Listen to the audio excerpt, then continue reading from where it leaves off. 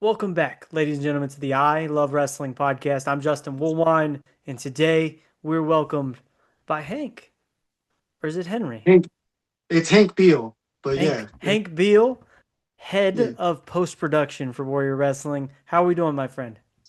Uh, I'm doing good. I just drank some beers, Okay, so yeah, it's the requirement as a Beal. I have to drink 4 beers an hour, otherwise I'm not allowed to don the wig.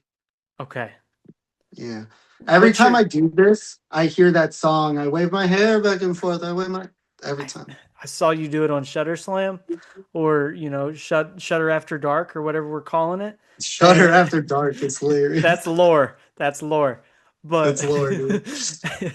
I was like, that's what I would do if I wore a wig. And like, I don't have a lot of hair as it is as a 25-year-old man, but like, I do it still. Like, I need to stop doing it because it wasn't cool when whoever did it back in the day, and it's not cool now.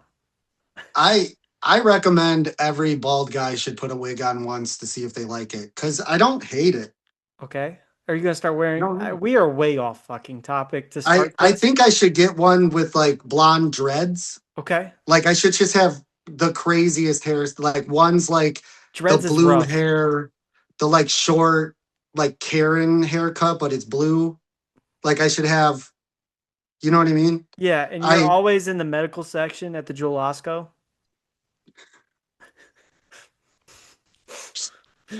Why are they always there? It's hilarious. Looking for like Vicks. They're always looking for Right. Yeah, just just something yeah, just Vicks. They want to like they breathe have the good. wrong type of Epsom salt and you're pissed now. I don't Yeah, know. they're in the way. They're always in the way. They always take up the whole Oh, whole area. But guys, I on a know. serious note, Henry, would you like to plug your social medias? Let fans know where they can find you, Sure. Warrior Wrestling. Let's get some business in the way before we just go completely off the rails. So yeah, my personal stuff is Magic as art, Magic with a K, on Instagram and on Twitter. I barely use my stuff, but you can follow me if you want. Otherwise, Warrior Wrestling, just Google it, comes up everywhere. It's hard to remember because we've changed our name to Pro Wrestling Ventures, and then another time it didn't have vowels in it, and so just Google Warrior Wrestling and It's you'll everywhere. find us. Um, yeah, so that's the social media. But I would plug the next Warrior show, but this is going to come out like the Friday after the next Warrior show. But everybody go to the Warrior event in May in South Bend, Indiana. I don't know the day off the top of my head, but go. uh, so right now there's April 10th, which is Thunderstruck in Chicago. That's the one that this won't be out for. But then there's uh, Hollow Ground, which is our long-awaited return to South Bend in Bendix Arena. Awesome venue, awesome wrestling fans, and we got a Awesome. stat card going there. Awesome. More news on that soon for sure. We're working out some final stuff. Some of that's really exciting, but so it's pro wrestling. It's up in the air till we know for sure. And then a week or two later, back at Rheingeist in Cincinnati for Rumble at Rheingeist 3. Lance Archer and Brian Cage have already been announced for that show, not wrestling each other, just both on the card. I want to be clear because I said that in a way where people might think that's the match. And though that would be fucking sweet, That'd be crazy. that is not, as far as I know, where we're I, going. I am Um, so upset I don't get to see Brian Cage. Like you oh, you're going to don't miss it. know. Well, he's wrestling again. We love Brian. He's I first ever look, Warrior I champ. love Brian, Brian so much. He's you'll like, see him.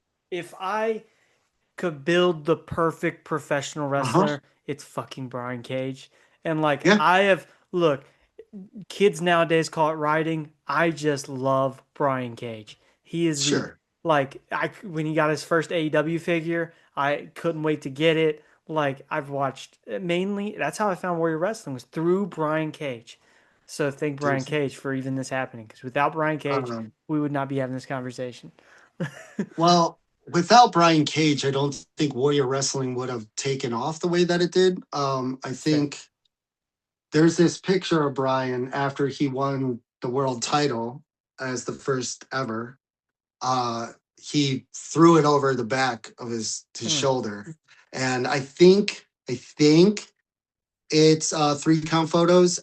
It might have been Nick, camera guy gimmick. I'm not sure. So whoever's photo this is, sorry guys. But he threw it over his shoulder, and it's like for us internally, that's like an iconic photo because for a minute he really did put Warrior on his back. And those original shows, I think, had a lot of energy to them because it was crazy. The super indie, Yes. either we came up with it or we mastered it at the beginning there. And uh, he was a big part of that. And like, and we all love Brian. Like, Brian's been great. So always willing to support, always, dude. Yeah. I So think, one day we need to, Brian, come on the show, dude. Like, what are we doing? look, Like, it's I'll something have my people text his people. We'll see what's up. we're gonna Like, see if we can connect. That look, I might, for me, I don't know. I don't even know how to explain this, but Brian Cage has just got like a special place in my fandom heart. It's yeah. like I just don't know how to explain it. I just don't. So, Like, if you want to be so honest.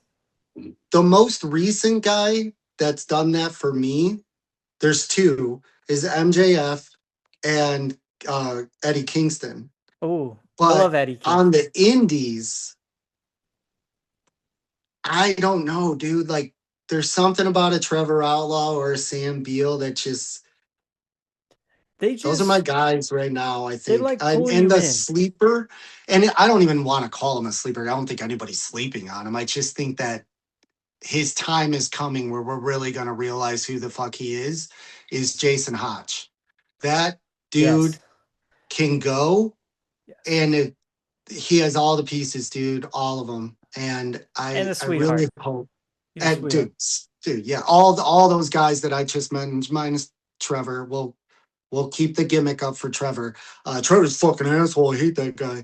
No, actually, sweetheart. What I a don't know why prick. everybody gives him a hard time. I don't either. He's just, he has points, dude. He makes good points. And I just don't think anybody's listening, I agree with a lot personally. of them too, if you want me to be honest. Like, it might sound completely unpopular than a motherfucker, but like, I was like, somebody should have said it a long time ago, kind of thing.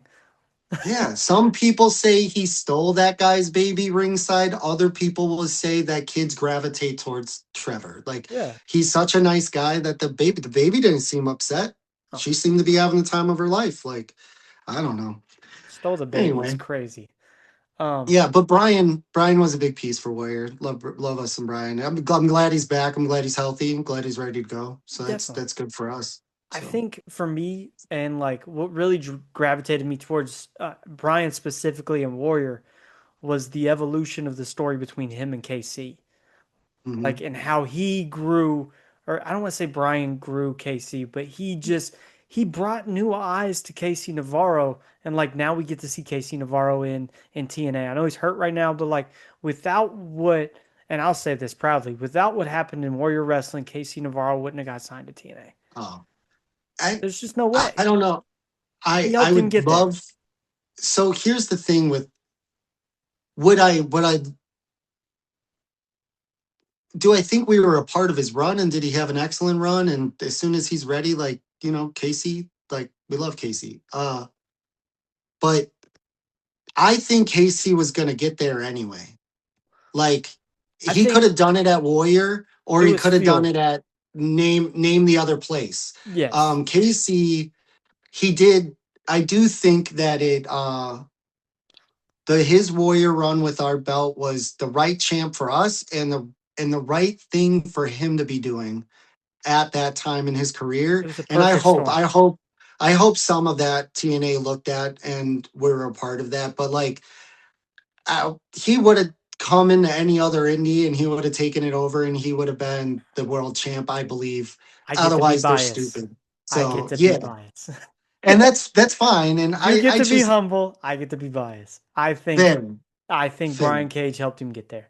You know how Oh, I like definitely think that Brian, as that Papa Cage shit wasn't fake. That was real. Like, he was a mentor in a way that, and I still believe they have a good relationship. I don't know why they wouldn't. Um, but that was some real shit. And then we get that's the best part of wrestling is when it's so close to reality you get to use some shit Yeah. because then it feels right, Yeah. and it's Exactly. just it's reality adjacent. That's what the kayfabe is. So, I'm hey, cool because I used an insider you term. did. I'm You so used them. cool. I still don't feel like I can use them. I've had some of the guys and girls in the back be like, you can. Like, You you can might not. totally But I'm like, I don't. Do I want to? yeah, I so and maybe this is a good thing to talk about. What does it feel like to not be a wrestler but be in the back room? And I don't know I don't It's know what it's like for wrestlers when we're around. I could tell you that I've had some experiences that I felt like uh the so I'll say it this way. The pros, the ones who get how the business is done and how it's ran, I feel like they know why we exist and they appreciate us. yeah, There are other people who have bought into their own stuff and they think that they get there on their own. And that's not how that worked either. I So, and then yeah. when you do get there, when you get to the promised land of the big company, now you're being told what your name is, what you're going to do. You don't get too much freedom until you're there 10 years and you've gotten in with the bosses. Like, you're the guy in the mailroom. You worked really hard to get on the TV and now you're the guy in the mailroom. So don't there's something around 30 or 40,000 followers where performers, I've seen it with clients that are in music, I've seen it with small companies that grow to that size. And I just think there's something that happens to a brand where you get to a certain size, but you're not huge. And you think that it's all been you. And that's actually not true. Yeah. And I think some workers will go, well, it was me plus the guys or girls I was in the ring with. And I'm Hmm. like, yes. But then somebody let you wrestle in their ring. Somebody promoted you. Somebody paid your booking fee. Somebody brought you in when they could have brought somebody else in.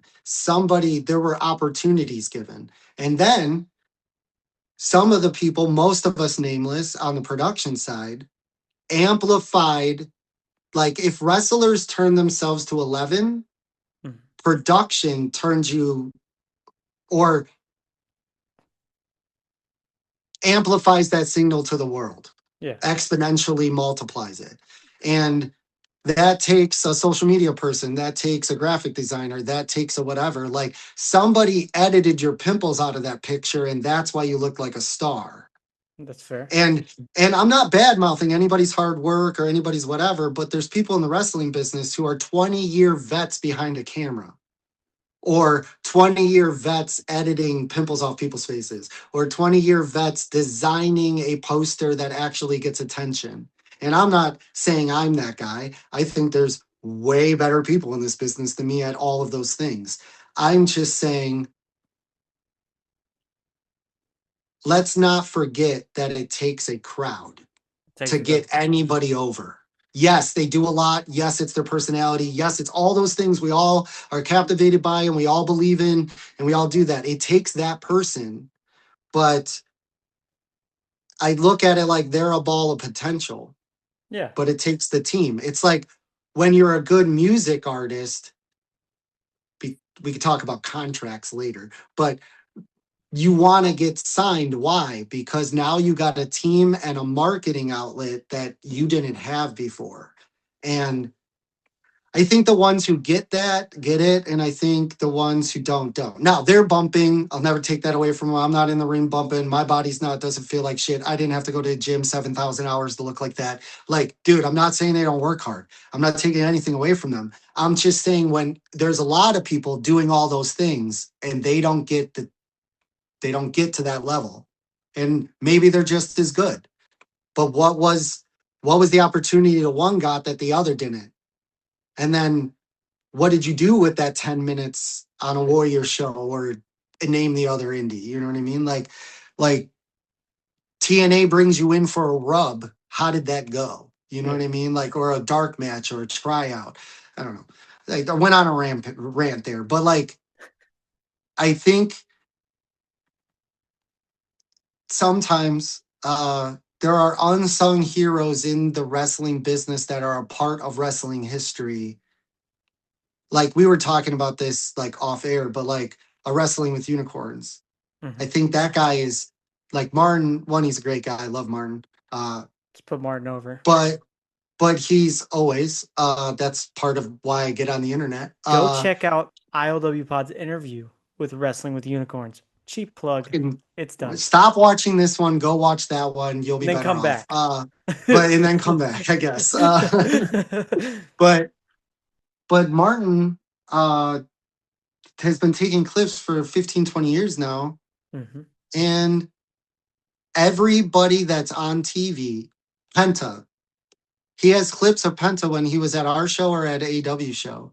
And indie wrestling fans have been looking at those clips, and they don't, some of them don't even know who the clip guy is. They have no clue.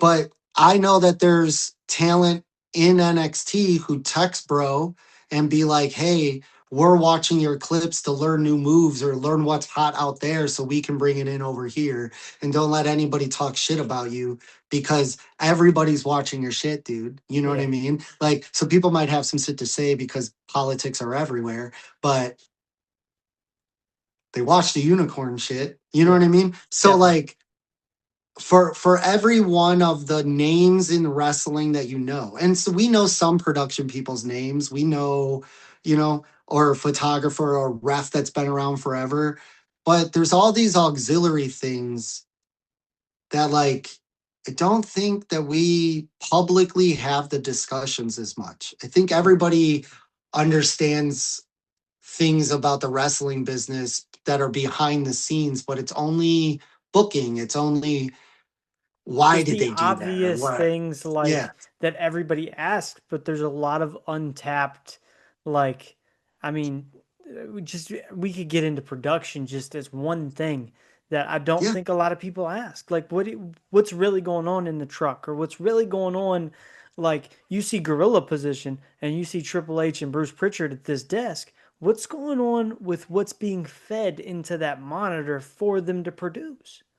So Who? there was a viral clip that went crazy about the WWE guy sitting at the lighting. He Yeah. had all the DMX controls up or whatever they're using. And he was I forget, I think it was Brock's entrance, Brock Lesnar's, and like where the lights, the strobe, where it's like dun dun dun dun, he was doing it in real time.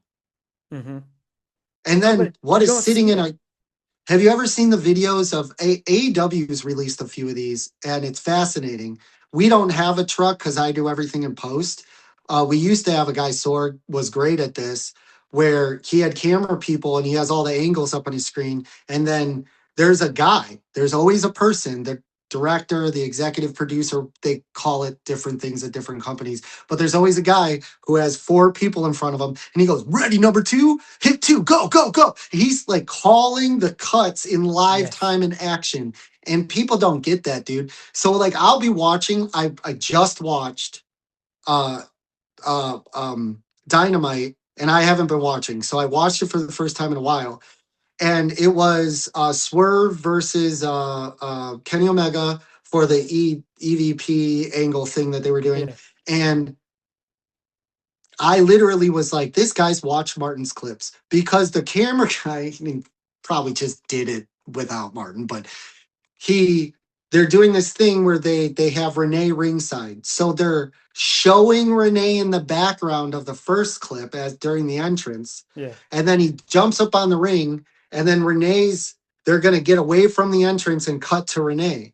So the camera guy just goes back to Renee. So you see her in the background, so you know she's there waiting to get in to do her on the field interview. Yeah. And then no cut, moved the camera onto her and then moved it back to the action as the guy was right about to start posing and whatever. And I was like, that felt cool as fuck. Okay. And I don't watch, people watch TV wrestling and they're watching it for like a match. I assume that Kenny Omega and Swerve are going to kill it.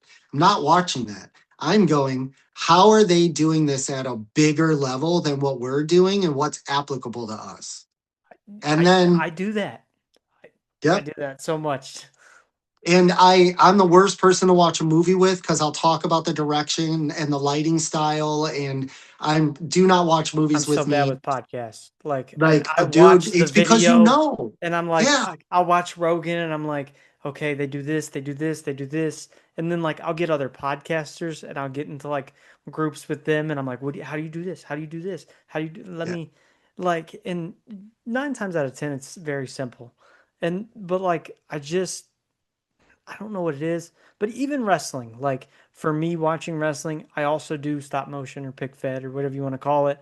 I watch wrestling to so I can like, okay, if I was to book this show with my figures because I'm a nerd and I still play with toys as a grown man, how would I it's do fine. this? How would I transition this? How would I do this? And like I don't feel like I ever watch anything just to watch it anymore.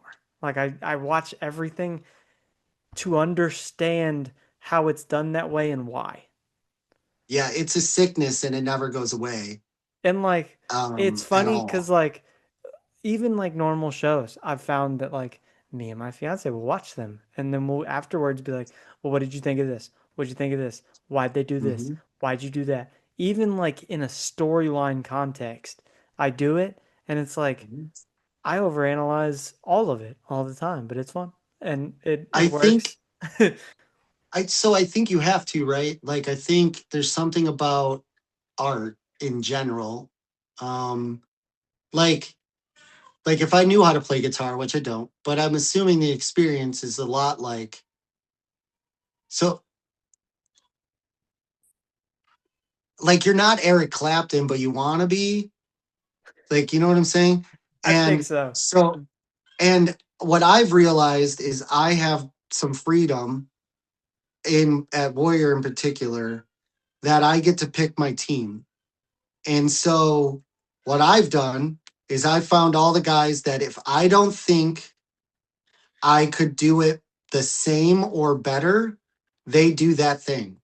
Yeah. And some people as leaders can't do that. I don't even think I'm really a leader per se, but like um it's more just like I don't need to be ringside doing better Martin. I just need Martin ringside. I Yeah. don't need so you know Arlen or Arnley, Arnie, Arnley. I love Arnley. Arlene. So he's gonna love that I did that. Martin's laughing. He is not laughing. Martin is though. But he has been doing these awesome fucking edits on recap videos. And he did it for like the Jewel thing that just happened. And then he's worked for Hog and I believe it's CSW. Um, and he's killing it.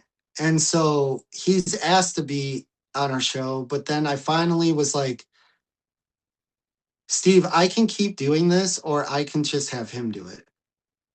And let me talk to him and see what he'll like, what we can Yeah. work out. And he was totally reasonable, probably in a way that he shouldn't have been. And like he's gonna come the thunderstruck and he's gonna do the recap and I'm not.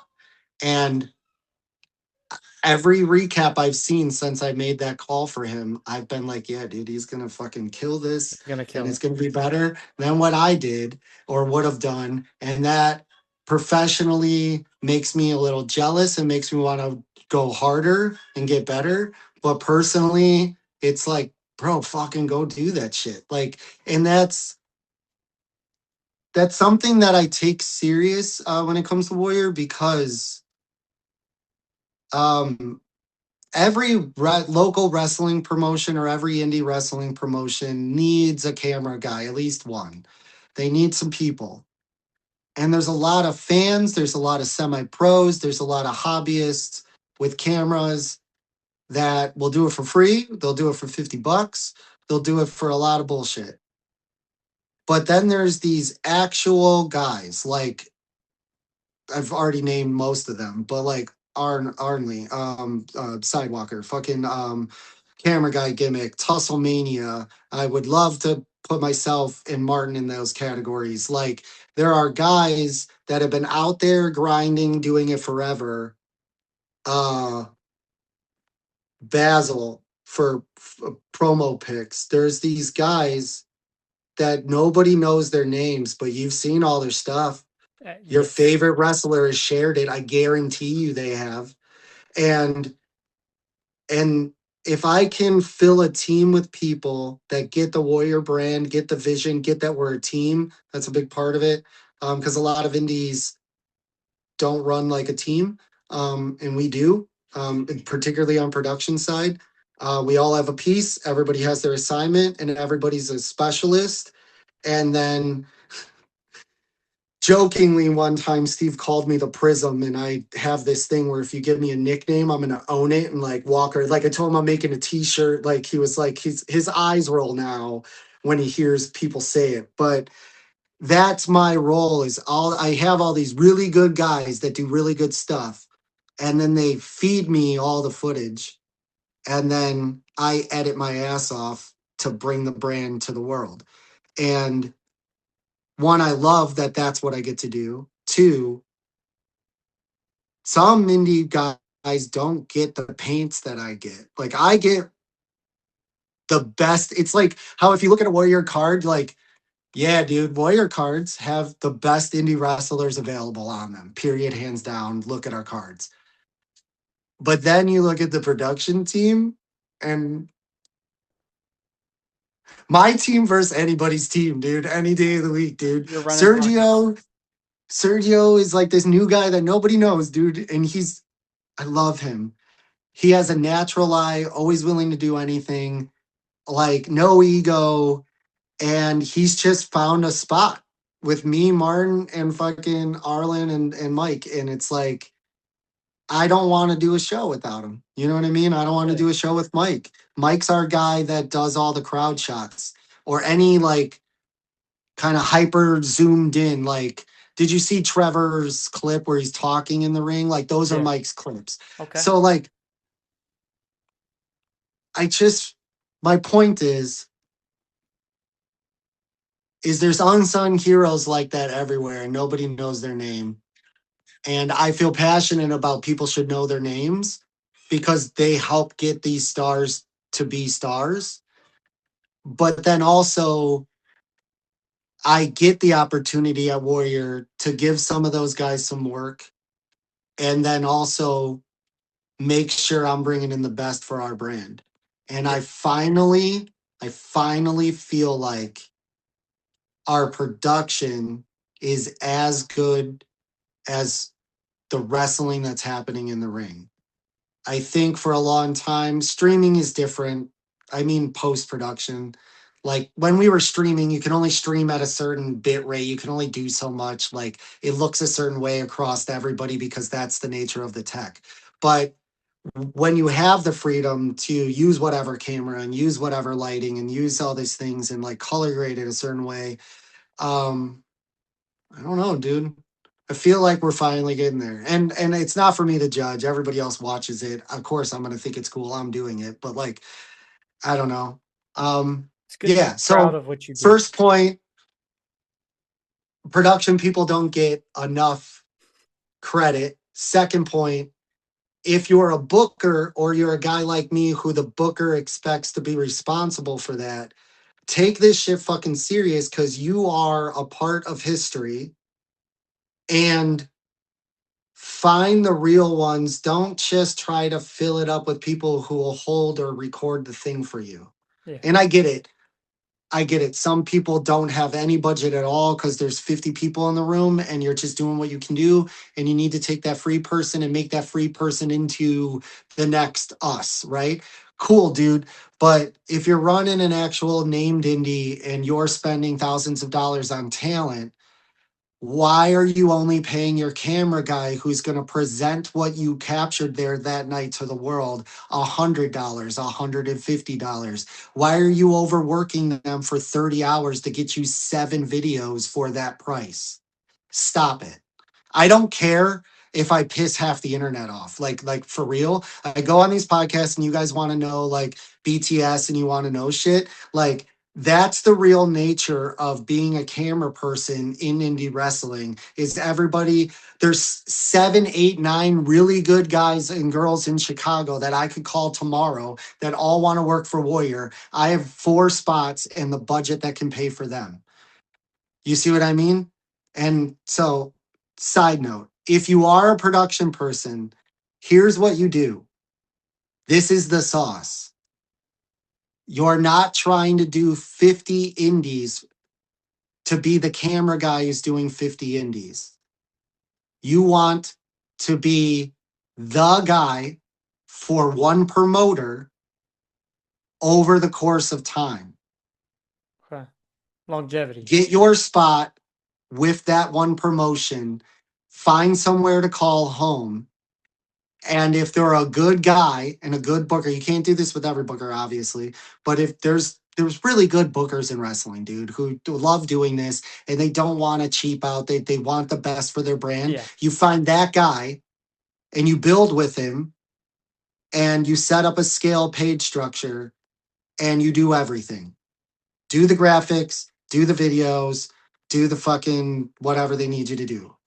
Make the poster, do all of it, learn that brand, grow that brand, but find the booker that knows what he's paying for and he'll take care of you. And you're not going to make $1 million. You're not going to even get paid what the main eventers get paid. You might get paid what the mid card gets paid. And you know what? There's a lot of indie wrestlers who would love mid card money. Yeah. Do you know what I'm saying? There's a Like, lot. I've had them all. will you have to pay your dues? Will you have to grind like everybody else does in this business? Absolutely. Absolutely. But like trying to be the guy for 5 organizations, you just dilute everything. Find I your don't home think team. people understand that. Is like Find a not home team, dude. always And putting I out don't the. know. I've done it. I'm gonna be honest. I just got out of that because there was a minute where things started to take off really good, and I was like, let's put out the most amount of content I possibly can, and then it dilutes everything, and then Yep. your analytics, your statistics, the product suffers. All of it Yes. suffers, and then like now it's quality, quality over Yes. quantity. Let's make the best possible product we all can make. Even if Yep. it's if I can only make the best one video a week, I'm gonna make it the best one I can possibly make. And so I think when you're grinding to get to like monetization or get to 1,000 followers at least on Instagram. Like you're just starting off and you're just following you. You're just trying to get attention. I think going balls out, dropping 10 clips a day is fine. No Hmm. one knows who you are, dude. You gotta like interrupt algorithms to get out there. Yes, But I think once your brand's established, I think it's more about precision and finding without being captive to the audience, find what you know they like and give play the hits, but then find ways to do a different thing than you wouldn't randomly have done. yeah. And then that thing is new and people like it all of a sudden. Um so yeah, I don't think you're wrong at that. I think there's a time for the grind and then There's a way to do it eventually too. dude, I'm drawing a blank and I feel bad. I want to say it's SRS and that's not him. Who's the other interview guy? Chris Um, Van Fleet. Chris. What I what I like about him now is you know his 2 hour interview is going to be dope. So Yes. he doesn't need to drop 7. He No. just needs to drop one a week and then promote that one the right way. Yes. And I believe he obviously has a team or Well, and I'll be has the honest, right it's a people that philosophy I've kind of I why do I need 7 interviews this week when I can guarantee you two and I can make them the best two possible? and really the algorithm It needs doesn't one want more. 15, 20 minute video, one live a week or a month. Well, the live's like a month. And then you need one 20 minute video a week. And then you need a bunch of shorts. Yes. So cool. You have one podcast episode a week. You break it out into shorts that gets pushed everywhere to every place that vertical video is great. And then you do your live. And if you um, do the live the right way, you can spread that onto every platform all at once. Yep. And so then now you just work once. That's what I call the content machine. And it doesn't matter the brand. At this point, that is marketing. It doesn't matter the brand. You can be the same way you're going to do a beverage. An energy drink is the same way you're going to do a wrestling brand. It's the same way you're going to do a car brand. The infrastructure is the same. The story you're telling is what changes. Yeah. And you just got to grind it. And yeah, I think you're probably at the point where that's a better, you know what I mean? It is. I Um, think at first it was like for one reps. I think reps yeah. for me, like just like in Yeah. wrestling, was the most. I've been very honest about this. My first ever wrestling episode was with Madman Pondo, and I grew up watching Pondo, and I was just a big fan of Pondo. And all I Yeah. did for that interview was I went and watched like 6 interviews he did, and I picked like 2 or 3 questions from each of those interviews, and I went and asked him the exact same question. Yeah. He didn't know that. He Right. he gave me what I asked for. He answered every question the exact same way just because me in that moment, I wanted to hear it from the horse's mouth and I wanted it to be like I put in my own, way and I did it my own way compared to how they Sure. did it. And like I've learned that that's not the right way to do it. Like I got to be me. I got to figure out how I need to make it happen. And like I went with that formula for a very long time until I got to independent wrestlers that it wasn't possible to do that with. Like once I Mm. started talking to guys where it's like, oh, I'm their first interview. Now I got Yeah. to figure this out because I don't know what that looks like. I don't know how to tell this guy's story. And Well, now, it gave you good questions. If they were good interviewers, it gave you which, kind of a good playbook of what are the types of questions. But yes, here's the other side of it. When you said that, I said, yeah, until you run into a vet who's done a million interviews and they're sick of giving the same interview every and I've time. had that. And Dude, I, one time at a Warrior show for a friend's old news thing that's not out there anymore, we got blessed with a Mick Foley interview and I held the camera for it. And I was freaking out because he was one of my guys. It was Sting, him, Undertaker. Those were my guys. Sting is my goat. I don't want to hear anything about anybody else. Oh, Stone Cold for sure. But like, Sting is the greatest of all time in my brain, and that's because of the way he made me feel when I was a kid. And I think the smart mark in all of us wants to talk about money or work rate. And this business, sometimes the actual thing that makes money is more the feeling of escape and the thing that for 2 hours, for 3 hours at a Warrior show. You don't have to worry about your bills. You don't have to worry about mom's sick. You don't have to worry about anything. You can just come and you can just be a part of something that's bigger than you. yeah, And I think there's a religious experience to that. People can argue with me, and that's fine. But I think that's the power of wrestling. And I uh, think sometimes we nuance this thing that we all love and makes us all feel good feelings to death, dude. We were just doing it with production angles. We can nuance all of this to death, but dude, like, what about you when you were a kid that grabbed those figurines and you were acting out a storyline from TV and you were giving your own twist to it? And Matt Hart or Jeff Hardy doesn't know that he had that match with Sting in your basement, but he fucking did. And you yes, believed it. And like it was real to you, dude. And like, I feel like that's the magic right now.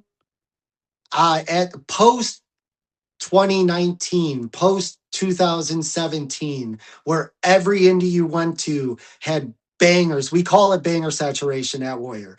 bangers all day long, flippy stuff, hardcore stuff, doesn't matter. Light tubes to death. Everybody went to the extreme. Indie was fucking crazy. Everybody's making money hand over fist. Shows are blowing up. Well, now you have three TV companies and they run TV every day of the week, and all those stars are now working for them. So now we have this new crop of faces nobody's seen, and some of the vets that are still around doing it. Like I would say, now's the time for Joey Janela. Now's the time for Warhorse. Now's the time for guys like that who, yeah, they made it to the big show. They find out for whatever reason they didn't get that opportunity that day, or like they didn't want to be there, or whatever their personal story is.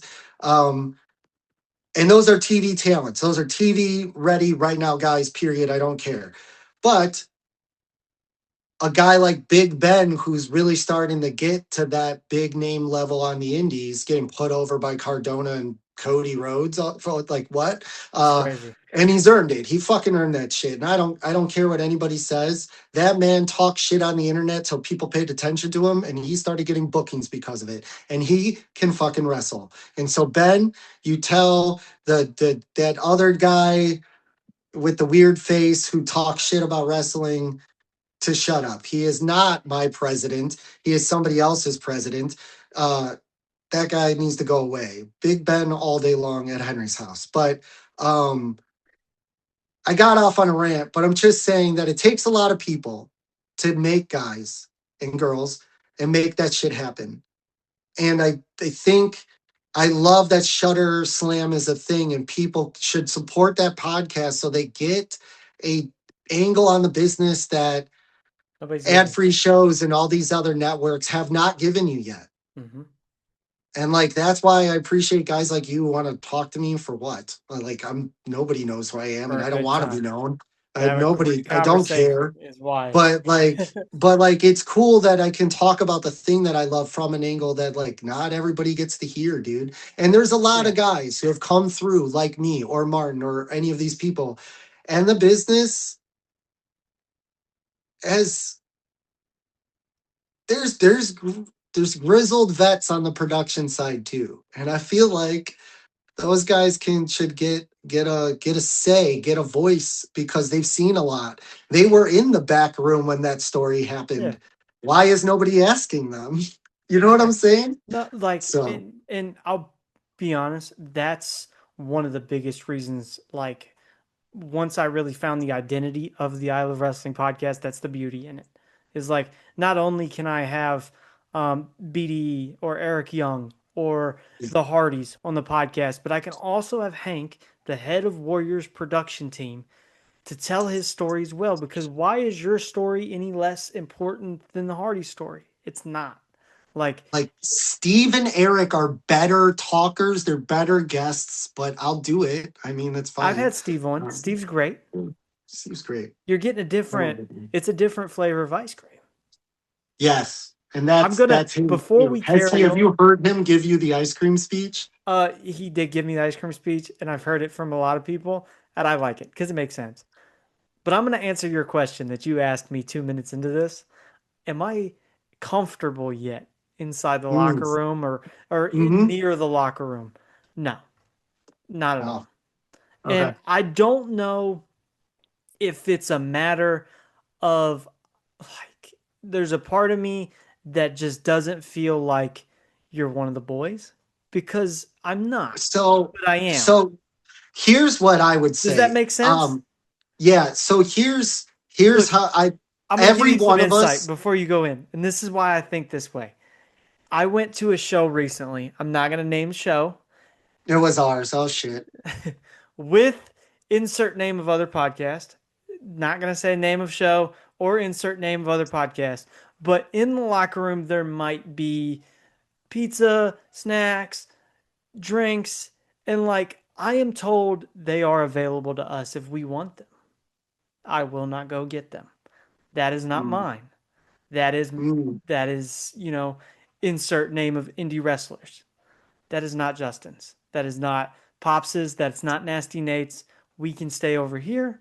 Our job while we're here is to be a consumer. And maybe if we're there and get the chance to make some content, have some fun, and maybe get the chance to help insert name of indie wrestler. Does that make sense? Now that other Yes. guy that took that other step, I don't have like Yeah. obviously he felt that he was okay to do that. That makes sense for him. I respect it. I just So don't feel like that's my place, if that makes sense. I don't think you're alone in that. And I also felt awkward even in Warriors room for a long time, even after I was I, working with them or taking over or doing some leaderships. I said like it's more like so I would never, and this is just Henry. Some people use this word for people just in the business. I would never claim that I'm one of the boys no. because I think that's what wrestlers call wrestlers. And I could be wrong. A vet can tell me I'm wrong. Yeah. But I feel like I'm not going in there risking my life and bumping. I'm not lifting you up in the air and I have your life in my hands if I drop you wrong. That's, they say thank you at the end of the match to each other because they mean it. And that's sacred for them. Yes. I do think, though, that I am a part of the promotion. And so that's just as much my locker room as it is yours. That's fair. And I think that particularly like when you come to our show and because there is pizza, you should be eating that pizza, dude. Because here's I a couple respect of that. Henry's Thank you. thought processes on this. First off, It you're looked there good. not only as a guest. If you were a guest in my home, I would offer you food and water. Yeah. And you're allowed to consume that, and that's not rude. You're a guest. I should take care of you. But you're more than a guest. You're a sponsoring podcast. Some of that show happened because of your money, dude. Yeah. So like you should be able to eat the fucking pizza that's in the back room. There you go. Secondly, or thirdly, whatever point I'm on now, no one's looking at you guys like you don't belong there. No. And that's why idiots like Henry come up to you 4 times a show to check in on you and make sure you guys are enjoying yourselves. If you guys need anything, if you want to smoke this weed, whatever the fucking thing is, I right? love it so And much. and it's because I know what it feels like to be awkward. I said that there's been people the whole time I've been in the business that I've gravitated towards. It made me feel not like a mark they were taking advantage of for graphics or, hey, brother, can I get my clips? It was like they don't care about me at all. They just want the business done. Cool. I can be a business guy only too. Like, that's fine. I don't think that's rude. I just think we should let people know in our lives that I want to be your friend versus I want to do business with you. Those are two different things. And Yeah. sometimes you can do both. Most of the time you actually can't. But anywho, Martin wrestling with unicorns and Trevor, I've told him this, and then um there's another one, but I'll wait on that one because I don't really know if they would want me to say something. But um they just treated me like I belong there. Yes. And they made it a point to get to know me like on a deeper level, like on a human level versus just, hey, guy with the camera, like uh and that's hard. And I don't walk in the Warrior locker room thinking I'm going to be best friends with every talent that ever comes through there or even every podcast sponsor. But I do get along with our two major ones and that's cool. And I do get along with a lot of the talent. But like it's like any other workspace. You're not going to be besties with everybody in the office, but you'll have healthy, cordial relationships with everybody else that are civil and you can get the work done. And I think that's fine. I also think that there's this weird thing that happens when you put a bunch of artists together to do anything is that we're more emotional as people than normal people are. Yes. So I it's don't think people get that either. am I being accepted? Do they really like me? Am I being used? Did Yes. was my match really good, or are they just lying to me? Like Did they I really have enjoy the wrestlers, podcast? dude, Like, dude, and he does not have to do this because who the fuck am I? I've never wrestled a match in my life. I've watched a lot of wrestling, brother. Like my opinion actually doesn't matter. There are other people in the locker room. Why is Sam Beal asking me what I thought of his match? Well, because we made a personal connection and he yeah, knows that I'm like, I want him to go next level, dude. Like, I want to see him do it. I love it when guys I've known like get on TV or get to like MJF has never met me, but my son went to his first wrestling show and it was this classic AEW show where MJF think he actually hurt his knee. Anyway, something happened to his knee, whether that was kayfabe or not, I don't know. But they carried him out of the ring. Martin was actually one of the people who carried him out. And from that day, I was a fucking MJF mark, dude. I was like, I fucking love this dude. He came out, he started talking shit. People really booed him, like actually booed him. And I was like, oh, this isn't fake boo because you're the bad guy. This is like, they can't stand him. And I think it's hilarious because I think it's really funny. I'm a troll in real life. You've met me. I can fuck with some people and be sarcastic. So when I see it actually happening in the ring and people are actually mad, like when they're actually mad at Trevor Outlaw, best part. Like some guys it like the pops me. flips. It I pops me. like that. I like Yes. that. I'm like, The oh, dude, let's match, go. the match with Richard Holiday and Trevor Yes, Outlaw so good, dude. might be Yeah. my favorite match of, was that this year or last year? It was January. It's January. so like. It might Oh be my, wait. Was it December? it might have been December. It Yeah, was I don't December. remember. It was the Okay. first show back. Definitely my favorite Okay. match of 2025. 100%. The fact that for 7 minutes these two didn't hit a single wrestling move and the They just crowd kept. They was just so, I've never seen a crowd more fixated on a match in my life. They did They got a nothing. fight forever chant, a this is awesome chant Didn't even just by fucking touch. taking a parry and getting out of the ring and then arguing over who was going to get to do that. That's professional wrestling.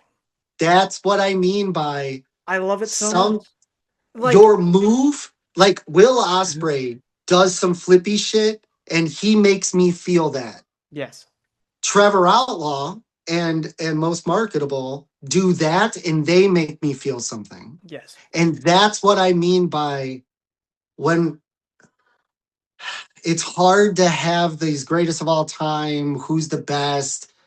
I don't know. I can tell you what I felt on a random Friday when Trevor did this really funny thing. Exactly. And so, does that make Trevor one of the best on the indies, in my opinion? Yes. And is mine going to be different than yours? Yes. And is that cool? Absolutely. Because again, different flavors of ice cream. I don't like marshmallows. So, if you hand me Rocky Road, I'm not going to have a good time. But if you give me moose tracks, I like peanut butter. It's the same fucking thing.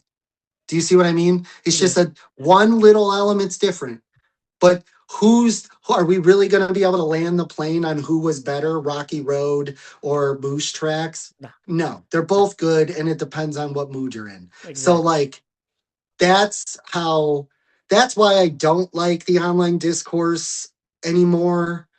I just want to get back to the indie wrestling days when we were all live tweeting shows and going, oh shit, that's fucking cool. Or, oh, that's a cool angle. I've never seen that before. Or, holy shit, did you see what that guy did at that thing? Like, can we just get back to enjoying this? Because Can the we world appreciate sucks. wrestling? ICE is at the airports. I'm sick of this shit, dude. They're building a prison around us, and I want escape.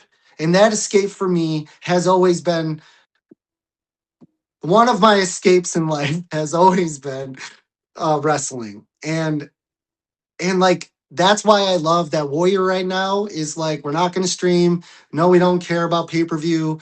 Just so everybody knows, no India is making a lot of money doing that except one, and that's because they have a deal. Like it, nobody watches. Everybody's like, is this going to stream? No, dude, because you guys don't watch it. If fans want everybody streaming again, fans have to pay money to get streams. Otherwise, promotions aren't going to do it because you know what? That's not what's moving their needle. What's moving their needle is when you buy a ticket and you go see your favorite wrestlers at their show. So support live events. And that's my point. Warrior Wrestling is not a TV wrestling company. We are a live event company. And everything I do, everything I want my team doing is to make everybody who wasn't at that show have some FOMO and they come to the next one. And I'm honest about it because that's my job.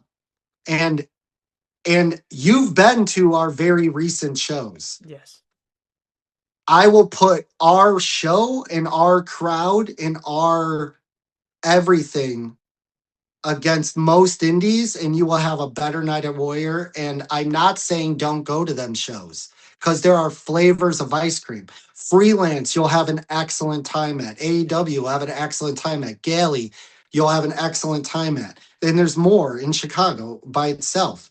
But it's not going to feel like a Warrior show. I agree. And I'll be honest, and this isn't because I've sponsored Sure. 4 out of the last 5 events that Warriors came back for.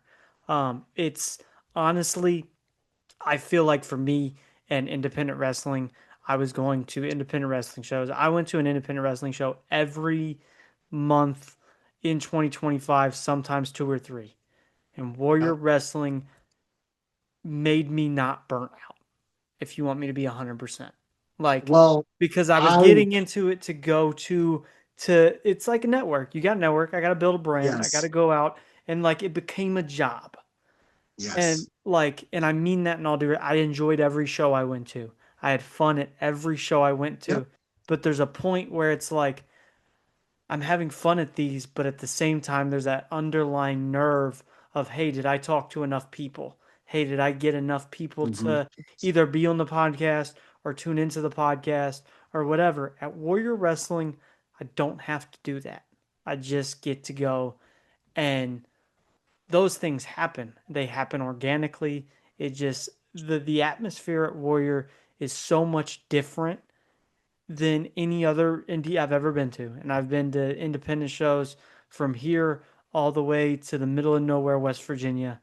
Yeah. It's the only one that I genuinely can say every show I leave with a connection to the brand, to the people there, and it makes you feel something. And I feel like that's something you don't get a lot in wrestling. And it's made me Mhm. seek other indies like it. Like Yeah. now I And go to shows for there's that. others. Like, There's I'll be honest, others, but like like another good example, and it's very new. And if you haven't checked it out, we've shouted out Camera Guy gimmicks on here. Nick, he has yeah, Bloodstone Wrestling. Bloodstone dude. Wrestling is fucking fire. I Straight up. haven't been to a show yet. I have heard phenomenal things. And it's Nick and most of his I've roster. sponsored every Like, show since, and yeah, we haven't made it official yet, but I plan on sponsoring the next one. And do it. like I will probably Yeah. that's a brand that like much like Warrior since it's came back, I will try to stick with because it's a wrestling company for wrestling fans. Yeah. And like you don't Yeah. get that a lot anymore. Can you open the door? Can you help me clean myself? Yes. Are you in the middle of Yeah, something? we're recording. Okay, it's fine. Never mind. I'll figure it out. It's fine. I was like, who's knocking on the door? Are you good? Are you sure? Yeah, I'll figure it out. I smelled something and I was like, why is my leg wet?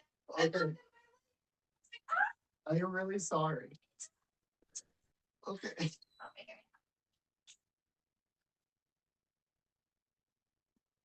The I'll cut. baby just pooped all on her leg and she's like, can you help me? And I was like, and she goes, oh shit, are you still recording? I'm like, yeah, dude. So you might have to cut that out or just leave it in, and it's hilarious because this is real life. It's up to you. I don't care. I'll leave it in But because it's fun. my grandbaby just pooped on his mom and it's hilarious, and now the internet knows. That's So cool. That's real it's life. fine. But Um but you get what I mean? Like I feel yeah. like Warrior just gave me that realization that hey, you can try to be a part of this and enjoy it at the same time. Like Yeah. you don't have to not enjoy it. Like just because it's And you want it to be your job, just because I want the podcast to be the main source for me to be able to live and to have fun and to create something doesn't mean I can't enjoy it. right. And I think the minute you stop enjoying it, so are you supposed to sponsor 35 wrestling shows, or are you only supposed to sponsor three and then make core relationships with those? And then that sets the foundation for what you're growing. I think it's smarter, like I was saying earlier, like for the production people, find it's just Find a it brand it's the that you same thing. like, that It's connects with you, that yeah, projects or amplifies the feeling you're trying to portray, and you all connect yeah. together as one And what I love about and like expand. you being a part of like warrior shows, but then getting an opportunity with like a Nick guy is we're like B96 or Kiss FM, like that top 50s play all the hits Yeah, channel. And Nick, I think, is like that hard, your local hard rock station. it's And grunge. It's like modern it's grunge. great, dude. And that's great, dude. And we need all those flavors of ice cream. I'm not just saying this. I actually really like Nick. He's a great guy. I just think I hope that like that takes off for them. And like, please, by all means, help them, dude. That's great. Because look at the card that he has. We share some talent, and those guys need work too on Yeah. his show, just like they need to be on a Like if Warrior you want to see show. Trevor Outlaw, he's doing commentary for Or Bloodsport. Coda, like he Or keeps Coda. using Coda in Coda's all these fucking really good great. matches, and I'm like, dude, that's good. Could Coda, dude, Coda and Sabian are fucking them Bang Bros, like all of these guys that are right around the 5-7 year mark in Chicago. They're the next up, They're dude. connecting. They're Starting to connect they're with the audiences. like they're winning championships all over the place now. They're all doing the thing. So I'm Well, that's proud of like, them, but more for them because they did the work. it's really But cool because, like, for instance, I get to watch them grow, and then I get to see guys like Jack Valor and Eddie Grayson grow, and they are looking at guys like Latinos Most Wanted or Bangin' Matthews, and they're saying, "Hey, I want to get to that level." And so you yeah, get these guys at different stages in different areas of their development, and they're growing and they're growing and growing. And for people like me and you, we get to not only watch it, but we get to be a little bit of fuel for their fire. yeah, and that's the cool part. And I just don't I just don't like the world that exists where the people that do that for 10 or 15 years, they don't get the same payoff. You know what I mean? Like Yeah. there's like could I apply? Have I applied for bigger companies? Sure. I got one email callback thing that didn't go anywhere. Um do I need to make it to AEW or WWE to feel like I contributed to wrestling or feel like I made it or is the paycheck I don't care about any of that, dude. What I care about with is I'm never gonna get to do what I do at Warrior anywhere else. Steve and Eric trust me for whatever reason. They give me a lot of rope. And when I think so I've thought about like what would it be like if I had to make a move when I was actually gonna interview with one of those companies. I was like, I still have to be able to do Warrior. I don't want to go. And that's when I realized that's why I was harking earlier on like, dude, just pick one thing and just stay there, bro, and be everything to those bookers.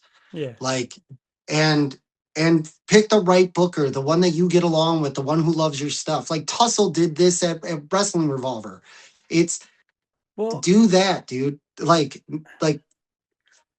I I also don't like, for instance, just to go on that.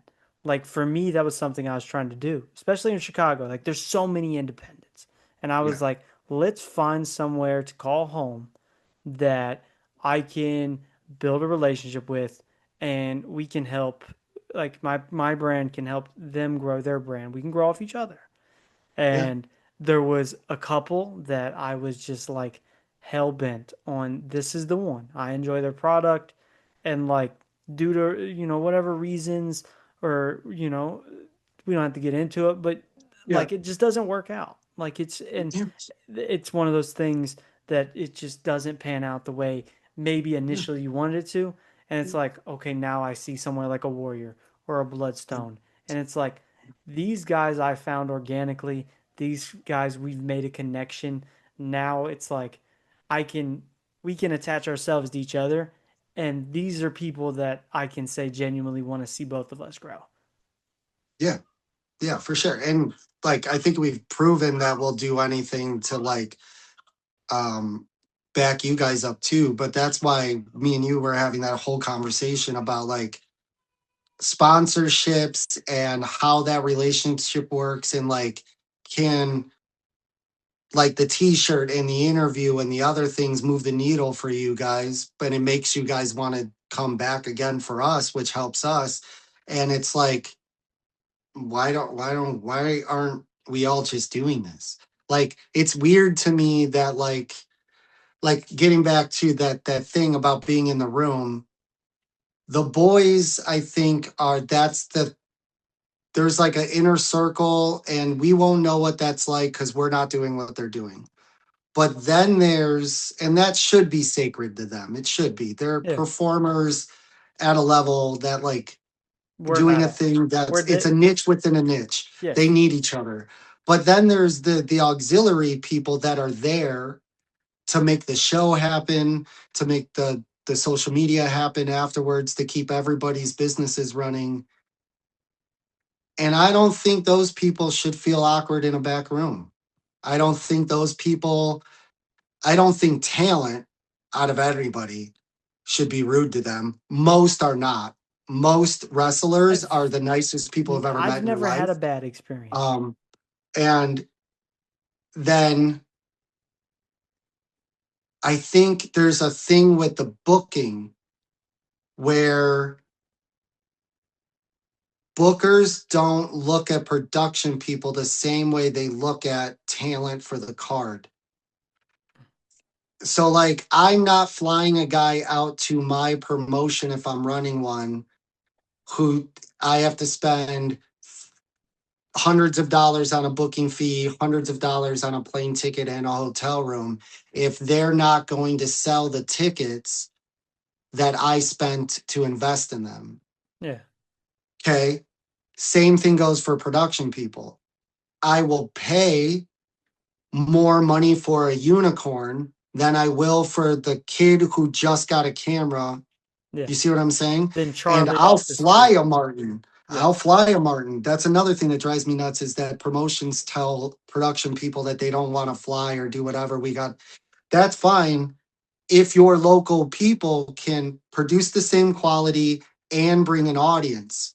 the And audience is I the say most this important almost on part. every podcast I've ever done. Why you hire a guy like Martin is because he comes with an audience that's probably getting more impressions than you are. And Yes, he's going to drop 100 clips of your show, and bare minimum, that's 100,000 impressions just on Instagram. That's just Instagram. Were you getting 100,000 impressions that month? fuck, Probably not. Is the talent that's in your main event getting you 100,000 impressions over the course of that month? maybe. Did they sell the tickets to give you the opportunity? Sure, that part's done. But what's the next thing? The next thing is you have to promote and market the next show. So there's this philosophy in business after the CEO, who do you hire next? And there's always two answers to that question. Most of the time, people go, it's the head of production or an HR person. So you can handle the team. And I'm like, no, it's always the sales or marketing guy. Because you can't, if once you're able to produce the trinkets, you have to be able to move those trinkets from one warehouse to somebody's living room. And that's what marketing does. And yes, I'm a videographer. I'm actually an editor, but I'm a videographer. I'm a graphics guy. I can do digital art. But what I'm really good at and what Warrior actually pays me to do is to take whatever story is given in the ring and whatever story is getting told at that show and to promote that story to the world so they're interested enough to come to the next one. And bookers, I don't think are putting their money where their mouth is on that. They think that if they tweet a bunch like a match graphic, that that's the end of be all. And that's not the same thing. There's levels to this shit. And I don't know if I've said it yet since we recorded, but indies don't tell stories. That's They so one thing is if you have 50 to 100 to 300 people in a room, how many of them are going to remember any angle you shot or ran at that local promotion for your next show? Probably not a lot of them. Unless you have a core group of audience that keeps coming back and they're there for that. And that can happen. Freelance, I think, is a perfect example of how to make that work. They did a great job in Chicago doing that. But like, if you don't have TV, if you're not streaming, how are they supposed to catch up with your storylines? Well, that has to be social. And so then it goes, what's more important? Is the flippy stuff the story that you need to tell to sell that match? Because that's what I do for Gringo. But I'm not going to do that for Sam Beal versus Trevor. You need a reason. You need to know that Trevor is convinced that Sam Beal swiped his car, even though Sam feels like he was in a different state, which is probably true. And then they talked about each other's moms, and Trevor tried to hit him with a trash can, waterboarded him with a beer, and low blowed him. You need to know all that because now that match matters, and that's why it's no DQ. Well, how do I tell you that? I have to scream it on social media for a month and a half until you get in the building at the show because we're not a TV company. And so what I'm saying is that matters more now, I think, in the nature. The indies aren't dead. They just don't have indies marketing that hardcore for their next show. They think having a wrestling show sells tickets and having name the TV person sells the rest. I don't think so anymore because everybody's doing that. well, you got to get it out there, and you And got to that's the make it next look, piece.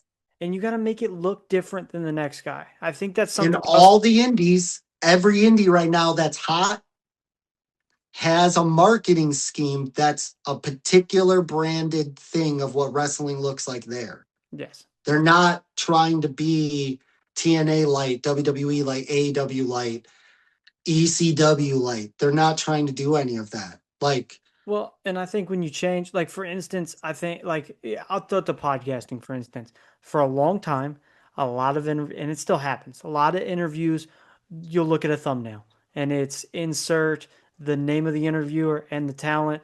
That's the picture. That's the thumbnail. That's the graphic. The name of whatever video is such and such talks about such and such, such and such, such and such. Everybody does it. Like it's the same thing for everybody.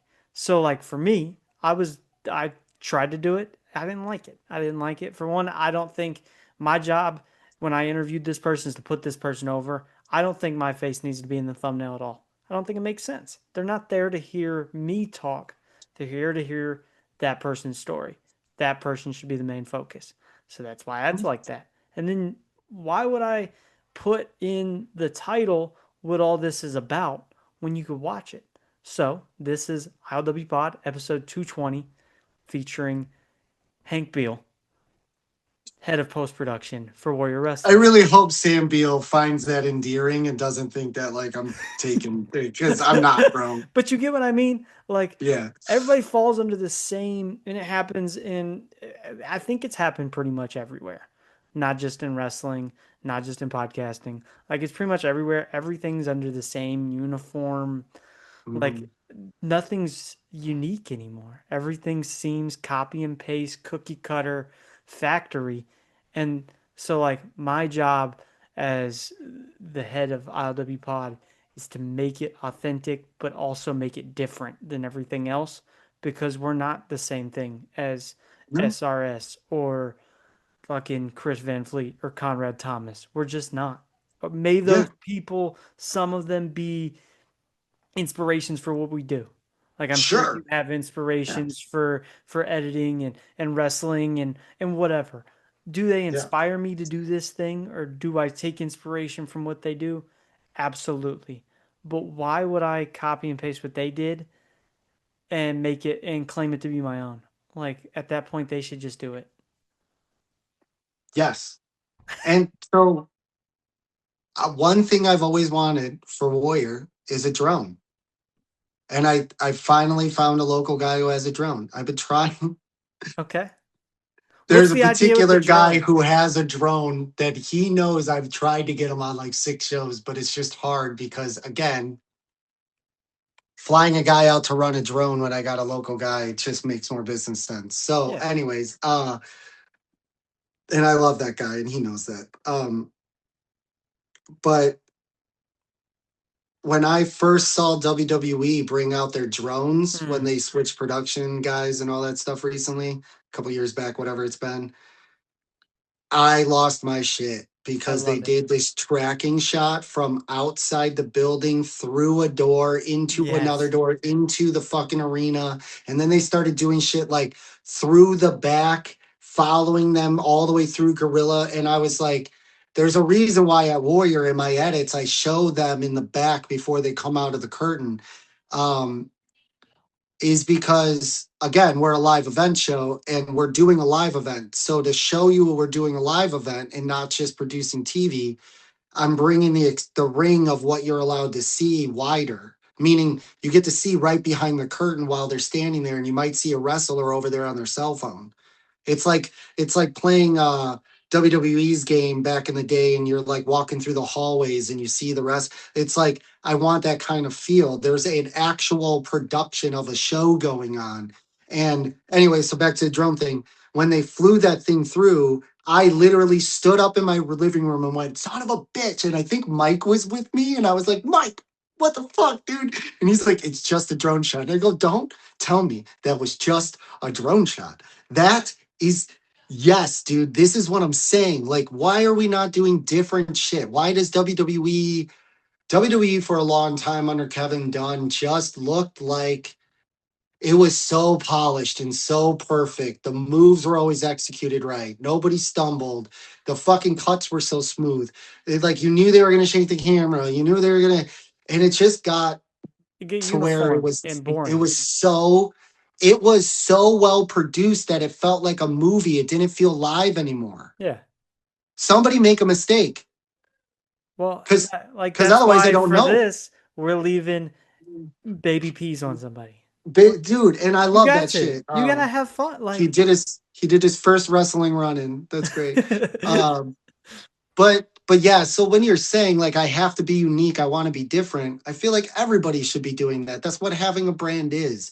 Um I do think you were saying something and I was gonna play devil's advocate for a second and I forget what that was. But anyways, we'll move on. But I really want a drone and I think we finally got one. So there might be some shots of Kirby saying it's time for your main event for 2 minutes and it's just a drone going around that fucking ring. And I'm ready for it, dude. So um I've wanted that for so long, dude. and you're getting it. And I'm See, finally getting those it. those are the things though that I mean like and I'm not gonna obviously call anybody out, but like so long like with the sponsorship thing, I've went with people and there is a cookie cutter way to do sponsorships in professional wrestling for podcasts or whoever. And I have Doesn't nothing matter. against it. It just doesn't work. If I'm being Is it very gonna move the needle for you guys? it Like doesn't do anything for and do either of you us. It's like do just a you feel like transaction for the sake it's of a just a transaction. transaction? It's like I have 4 squares left in my mailer that I mail out to 10,000 people. Do you want to buy a square? You can run a business that way, dude. That's fine. But like, It, can we make it can we make it more fun? a part of the actual Like machine and can us like giving you an interview move the needle for us and for you right. and can we give away 100 t-shirts and the fans are happy and you're happy and the guy who is on the t-shirts happy like I feel like all of those things are just smarter and make way more sense for everybody because that's not once that banner's taken down or that ad stops running, what do you Right. get out of that? And I think there's Like, one way to do it where there's no connection made. And then there's another way to do it where you can make a connection. And that's what's going to yes. stick to somebody. Much like I just explained, 7 minutes of Richard Holiday and Trevor Outlaw not doing a damn thing in the ring, but getting the So biggest good. pop in the room is the greatest thing. It connected with me. Now, if Yeah. I go to and I know you love AEW, so this is gonna be funny. But if I go to AEW and I see Will Ospreay hit the 900th and 99th dive to the outside, and I don't connect with that. I've seen it No. 4 times in Yeah. this match from that guy alone, and the same dive done in every match before it. It Yeah. didn't connect, but these two Yeah. made me connect, and I think that's what like any aspect of this business or any business should be is a way to connect with each other and with the audience because then it's going to mean more later. Like Hmm. that's what's going to get you a long lasting, you know, that's what's going to make your Yeah. brand grow longer and be healthier for it's going to have longevity to it instead of just, yeah, I did that for that night. It was cool. Had a good time. And this business is based on relationship. So like when you get to know 20, 30 wrestlers that enjoyed the interview, they're willing to give you another one. Yeah. That helps you, that helps them. And same thing with the promotions. Like it's literally like the fastest way, like I've said this, because one of one of the camera people, this it wasn't at Warrior, this was at somewhere else, but one of the camera people started dating a wrestler for like a minute, for like a very short time. And um he was asking me like, do you think I should? And I was like, oh, this can end badly for you. And Yeah. so I have a rule where like I'm here to do wrestling stuff. I'm not here to fall in love or be romantic. Like that's not what I'm here for. So I don't approach It's not people even like in your that because mind. that's not why I'm here. I was like, I made that rule for myself because like I think you have to be careful in certain climates because the fastest way to like not get a booking is because you are a problem somewhere else. And so I have a personality where I like to talk some shit and I like to be sarcastic. And so I only do that with a handful of people, even at a Warrior show, Yeah. because I can say something to you or Trevor or Steve or whatever. You guys know me. It's between us. It's not going anywhere.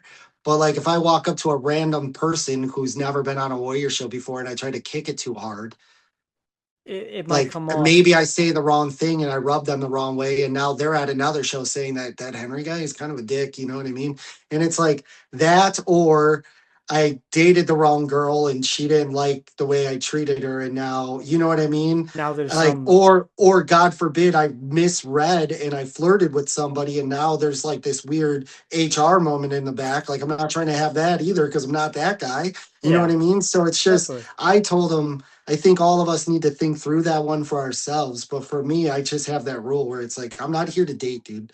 So, like, I it- love that I'm able to go to a Warrior show and see you talk to normal people one way and then come up to somebody like, let's say me, my dad, my brother standing there and be like, did you see that? And like get to yeah, be I code switch, dude. I it's code switch. so cool. Yeah. And I'm like Yeah. that and like I don't know. I feel like when I go to shows I'm usually the same person to everybody. Well, I think my core personality is the same, but I'm the parts of me that everybody has described as he's rough around the edges my whole life. I just realized It's the that best part.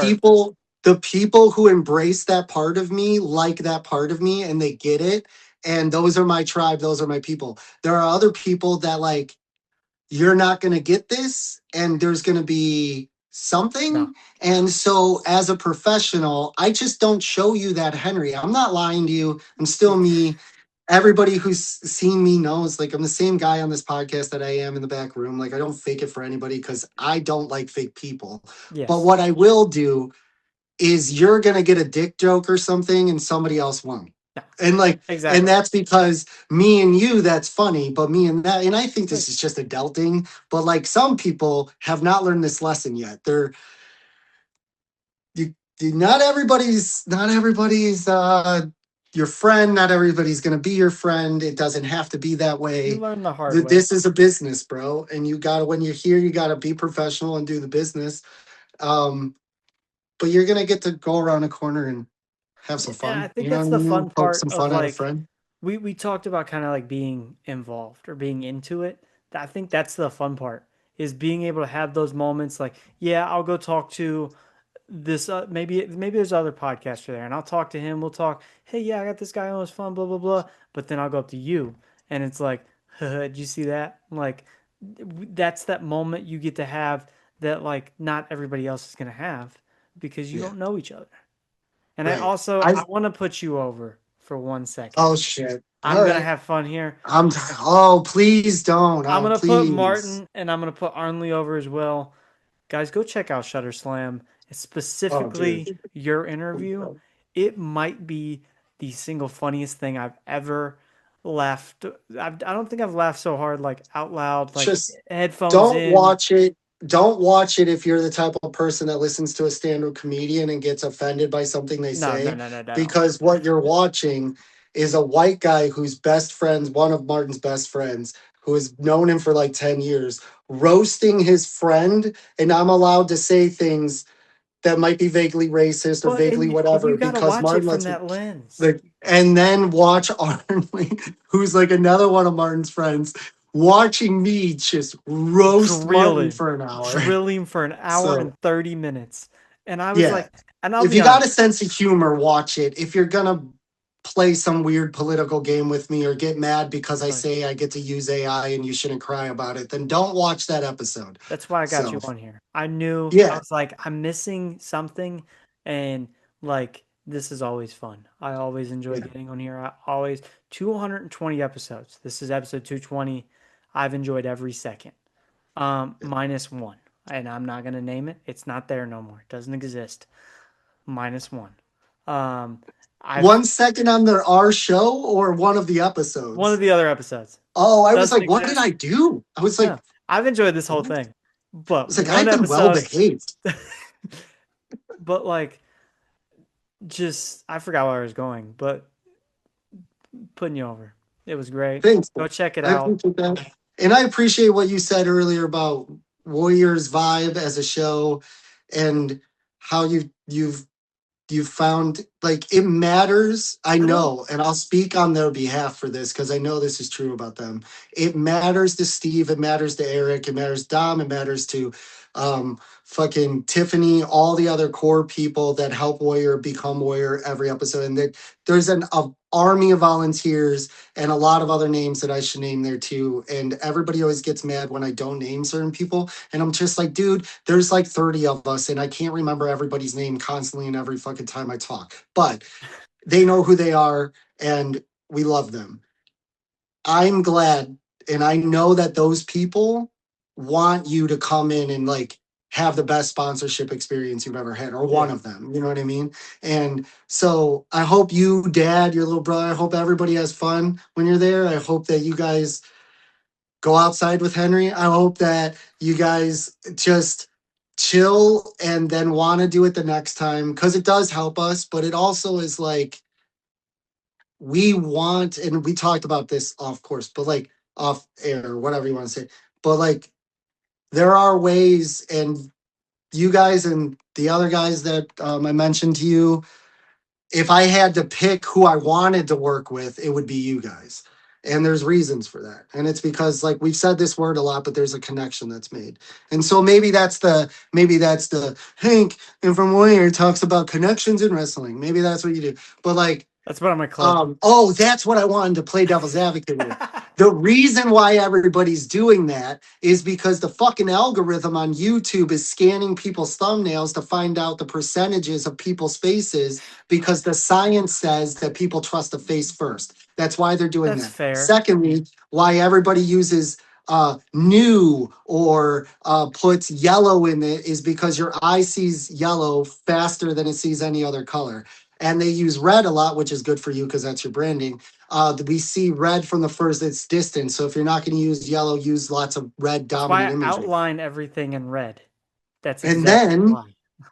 and then they are SEOing their description and their Title. uh, tagline, whatever, title, and they're trying to shove in as many tags as Yeah. search results into. And I'm being real with you. When I said you have to start SEOing, I mean you have to play that game better. But there's upfront SEO, which you're talking about, and then there's back end SEO that you got to do with some meta stuff. I'll teach you that. If anybody wants that sauce, they're going to have to pay my consolation fee. You do not. I'll give you that shit for free. But anybody You're a want to DM sweetheart. Henry for some sauce? It's going to cost you at least $1,000, but I'll give you the sauce for an hour or two of my time. Trust me, it's worth it. But there's my personalized pitch. But that's why they're doing it, dude. And they're playing the algorithmic game. That's what It makes your sense. business is modeled on, playing the algorithmic game. Yes. So there's a way for you not to lose your soul and still play the game. And And I'll that's tell you the how thing to I do that. struggle with is like I just Yeah, don't dude. want to sell meat. Like I want to You don't want obviously to be the clapping podcast monkey guy, dude. yes, Nobody wants to be because that guy. like and Yeah. I love the top guys. I grew up watching them. Like that's Yeah. why I don't want to say why I do what I do because I've explained it a lot, but like it is a reason. Like I enjoyed watching these guys growing up. One of like my core connections with my father is watching or listening to something to wrestle with every week. We tune in to Bruce Pritchard, That was Conrad my Thompson. shit too, dude. We listened to like from day one until Yeah. the day I got incarcerated we listened to, and that's like 3 straight years. Every week we listened Yeah. to it. Even when there was a point in time where we wasn't around, like he was in a different state and I was here or whatever. We'd still call each other when it came out. Be like, Dad, did you listen to this? Yeah. Did you hear this? And we go over every like we did not miss this a It's single cool. opportunity. And like that, it's something like I just want other people to be able to say, "Hey, I tuned into ILW's, live stream for Raw." They might not have paid attention to a single fucking thing that happened, but somewhere in there, they did something hilarious. It was great. We had a good time. We tune in every week now. Um, I'm coming up with this idea as we're talking, Okay. and we should, me, you, or you and Steve should have a conversation about. So we talked about like reacts earlier, like this side conversation that nobody else heard, and they're like, "What the fuck? Stop referencing the two we hour just, conversation you guys had before the they podcast." don't But realize we've uh, talked for almost 4 hours. I think I don't know. I think there's a play there with a live stream react as it's happening thing at one of our shows. I don't know. Leave a comment if you guys would love a Warrior show on this YouTube channel. Let us know because maybe the two people who could make that happen are talking right now. And if that's something, so I'm not opposed to streaming. I'm not opposed to doing that. I've gone live for matches on social I media used to, without telling anybody. and Steve And loved it. and Steve, it doesn't do anything for us, like numbers wise. It doesn't sell more tickets. So what if I don't need a streaming platform to house Warrior Wrestling, whatever? What if it was what you guys do for a live react, sitting at the show with a camera on you and a camera on the action, and everybody gets to see some shit live while you guys are talking? Ve- you wouldn't be a just, ton of setup. Wouldn't be a ton of setup, but it would be some setup. I have most of that gear. I'm going to let you We'll know talk. my But dad is going to, after he watches this, he's going to call me and say, I fucking told you so. yeah. So, and that's fine. We obviously would have to run it up the poll and make sure, Yes, just yes. so you know, But just for the Steve, idea, me and Eric have already had a conversation about doing those two things, having a person doing live reacts, commentary ish kind of thing, or doing post reacts. Mhm. And I think both are something that I fans think would both are actually great. like. Yes. And if they tell us, dude, I'm telling you, if I get 3 comments on this video that say you guys want to see it, we'll figure out what that looks like. I don't know from a business standpoint what Steve would want That's from you yeah. guys. That's a you conversation, but I'm willing to put the work in and make that happen. And we have talked about it. And I love again, there's a short list of names of people that we were even willing to do it with. So, I yeah, appreciate I am humbly accepting the fact that I am one of those names. I yeah, appreciate for it. sure. I And think there's a, you know who the other one is. I think So, it's hilarious. Like I said, my dad definitely gonna I told you so, I told you so. and And maybe it's not a full card. Maybe it's just a maybe it's match a and we try match, it and see what happens. but So, it's fun. yeah, It's something different. It's something not everywhere is doing. And I think yeah. that's I like we've talked about. It's one of the many things that I mean, just I feel like life in general is missing is just people being different. Like I feel like we've got used to just being the same. Everything's got so social media that everybody's like, we gotta all look the same on social media. No, you don't. No, and there's this thing happening, and every marketer who does social media marketing knows polished, uh, paying a guy like Henry to make your stuff look like, at least I think it looks professional. Um, Everybody can judge that on their own. Um, to polish up your stuff and take it to another digital marketing level can hurt you right now. And the reason for that is everybody thinks anything polished is AI, even though some of it's not. Um, and they're not trusting a brand unless it feels authentic because, again, the internet's full of bots and bullshit. So when you're just on your cell phone at the Warrior show and you're mic'd, that feels more authentic. And oh my God, Beal just walked up. Like that stuff feels different and feels real. And I think we all are gravitating towards the people online that I don't, I think social media is dead. I think interest media is what we have now.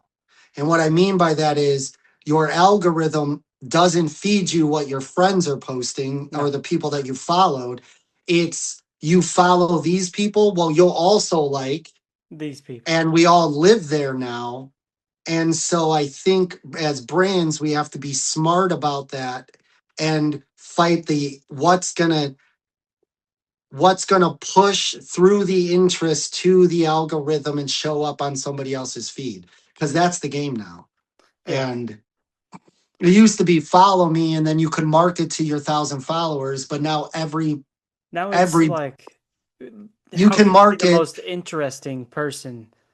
And and like, then get more some buzz going on social because it's interest media. It's not social. Like Facebook will only show if you have 1,000 followers, it's going to throttle your post to 100 of your subscribers and then start showing it to other people. yeah, 900 of your people that like didn't your even see stuff it. probably aren't going to see it for 3 days. No, So or like longer. Like I've and so seen, we unless you're paying money on every post, because that's what the boost is for. The boost, the initial boost, just sends it to the rest of your already audience that you earned, and that is the game. Every platform is somebody else's playground that we're allowed to play our game on. okay, And so, yeah, dude, I'm full of those. By the way, I like it. I learned all of those one-liners from somebody else, but like. I've retained them because my brain likes them because I'm like, that's fucking true. Yes. And then I have a salesman personality. So whatever dumb thing I think works for me, I give away as free advice to everybody else. I don't know what that is, but I understand, some woman wants to pull my birth chart and tell me why that's wrong according to astrology. I'm open to it. and they're But going to. You're that's open fine. to it. You're That's looking fine, for dude. it. I'm fine. That's Okay. fine. I read. So why magic is art is because I'm actually really into occult philosophy and guys like Crowley or what some people would consider witchcraft or fringe religions or why cults get people to join them. I'm very interested in the brain and why we like certain things and why we're attracted to them. And I I bring that out in my art. Like you'll see the black and white Warrior cuts. Warrior doesn't want black and white cuts. He lets me do that. That's me being me. That's why the music's different, the cut's different. If you see any of my personal photography or a documentary I'm shooting, it's always grungy and black and white, and I'm playing with things. Like one time I did a video of a dark Blake basement, and Steve of all people saw it and was like, I was waiting for you to have created a monster and the monster never jumped out. And I said, rewatch it again. The monster was in every frame because light is an invading force. And he exclamation reacted it and went, give me a minute. And then he came back and he goes, all right, that is not the video I thought I was watching. And I went, that's the point, is that I want there to be layers to everything. Yeah. And I want you to have to, what philosophical thing am I trying to talk about right now? And most people don't get it. Most people No, just I see a think it's stupid the video. artist like way of thinking, but it's complicated. It's I don't know if this is an actual thing, but this is what I call it. It's complicated art because everything you do has a meaning behind it and it leads to another thing. That's honestly the reason I started like the action figure stuff and the Yeah. stop motion because I was like, I watch wrestling and I watch it for the match and I don't even know Yeah. why. But All what right. if You I ready? was able to have all the strings? Uh, I cut you off. I'm sorry. I'm really bad at that. Go ahead. I don't know if you've seen them. I'm gonna send them to you now. If you want to insert some of these, you can. You don't have to. Whatever. You don't have a Henry yet, so edit according to how you can edit. But there's stop motion videos that I did, and do you Oh, know what they are? Oh, dude, they're put away. I don't. Oh, the brain might be here. Oh, they're right here. I'm so Perfect. interested. Perfect. So, uh, There we are. I bought a brain Okay, and I bought a atomically good human heart. And gotcha. you it's painted black and there's burn marks and things on it now. Hmm. So there's a brain and a heart. I put the brain in a jar and it was outside in a shed. And the person who's holding the camera discovers that their brain that's been in a jar is there. But the jar comes alive and then the jar falls off the ledge and it falls into a bed of white pillows and blankets and snow. So in the brain's head, it has a perspective, which is that glass jar of how it was going to escape and it was going to be easy. And no, when it had finally escaped its prison, it was still in the jar and it had to go through a desert tundra. And then it ends, and then the heart has a whole storyline too, where the heart is not beating, it's dry when you first see it. And there's a video where I throw a bunch of black paint on it and it's dripping. And then the next video, the heart's now reanimated and come to life. But it's going through this whole shadow journey. And it's all songs, it's all dad rock songs. So it's like Tool and it's stained. And it's like, I never made a dime off of this because I used all the wrong music. But it's on my YouTube. I'm gonna send it to you. Send it to And me. it's crazy to I'll me link that you it. do stop motion and I didn't know that about you till this conversation. And I think you're gonna see it and you're gonna be like, holy shit, dude. Me and you need to edit some stop motion together. We need to I'll do a look. stop motion I'll thing. be honest. Like, Calling it stop motion is kind of like loose because it's. I don't yeah. take nearly as many pictures, but the idea is there. You still get like, and it's all wrestling. Like all of it's Do you wrestling. add crowd noise and like, Yes, me and yeah, Nate do hell yeah, dude. commentary. Like I do. How have I never seen It is. this? I'll send you some. It's good. Let's Some of go. them are really good. It's the main reason it's so hard for me to do it though is because for one, like I probably spend 8 to 10 hours filming a match. Like if I'm gonna do a 10 or 12 minute match, it's gonna take me 8 to 10 hours. And then on Yep. top of that, like editing, if I do what limited editing I know, it's probably gonna take me another two or three. I'll be honest. I don't spend much on it because I Yeah. don't know And yeah, exactly what I'm doing. But That's fit. I mean, anywhere from like 13 to 15 hours just on one 12-minute video. Yeah. So for me, that it just takes so long. So I don't get to make them like 1 year I put out 8 pay-per-views, which were an hour to an hour and a half shows. And then like last year I put out two. Can we 3D print? Can we 3D print guys and girls that don't have action figures and do a warrior one? Probably. I mean, if you want me to be honest, all I'd need is like their because I also customize action figures. So I just need the head, Oh the my God. face, You're the and I guy could do playing the rest. tabletop games where you're painting little figurines. Yeah. Yours are just wrestlers. Yes. You're a dweeb, dude. Bro, You dead are ass. you I'm the are biggest nerd like like look, the whole time we've recorded this, I've been sitting here fidgeting with Obafemi. The whole time. dude. So I am a total dork. I I still play Pokemon. I love Elden Ring. I love fucking. I'm so excited about Witcher 3 and 4 and all that shit. And like, I'm over here and I sit in judgment of you toy guys a lot. But like, I'll put a Sam Beal wig on and feel like I'm just having fun. You know what I mean? Yep. My fun's different than other people's fun.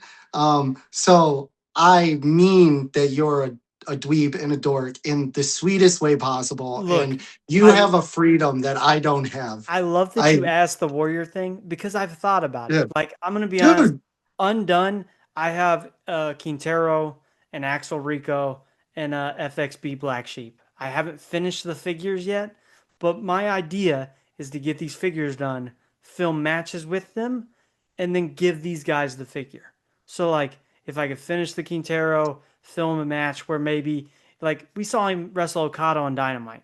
Maybe I put on a banger with Rafael Quintero and Okada, put it out, produce it, do commentary on it, put it out on my other channel, and then I give Quintero this figure.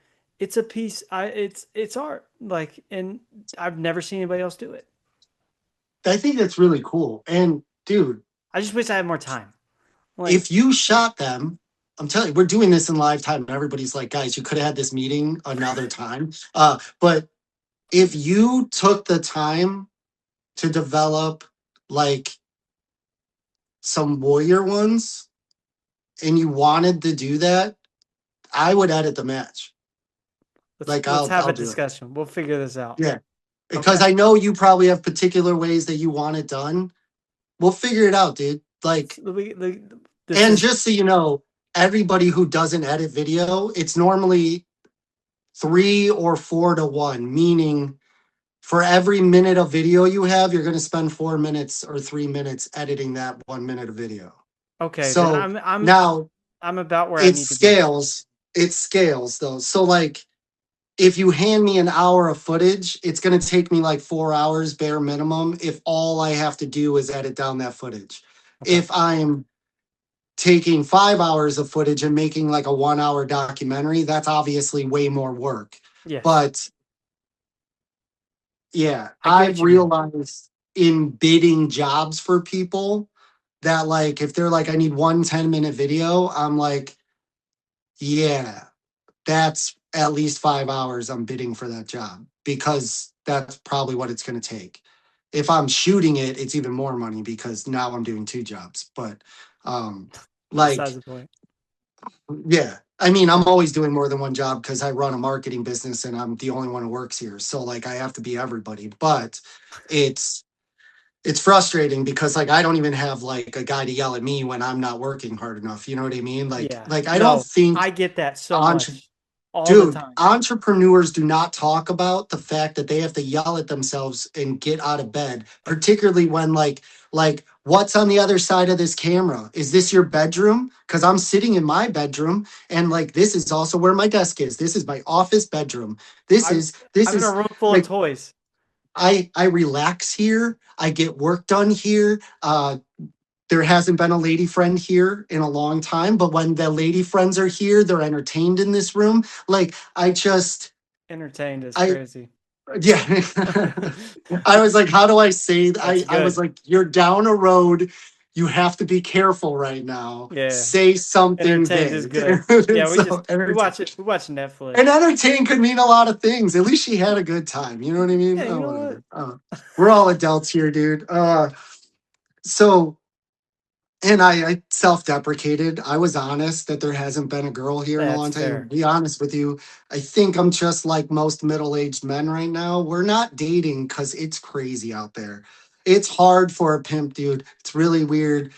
I and I think it's just as hard for like women. It's just as like my gay friends, they're like, dude, it's hard to find a guy right now. Like I think it's just hard out there for everybody. I think the internet's ruined it for There's not much of everyone. I trust. think I think we've all been hurt and we've all been shamed, and then the internet makes us think that every one of our exes Everything's are always narcissists, wrong.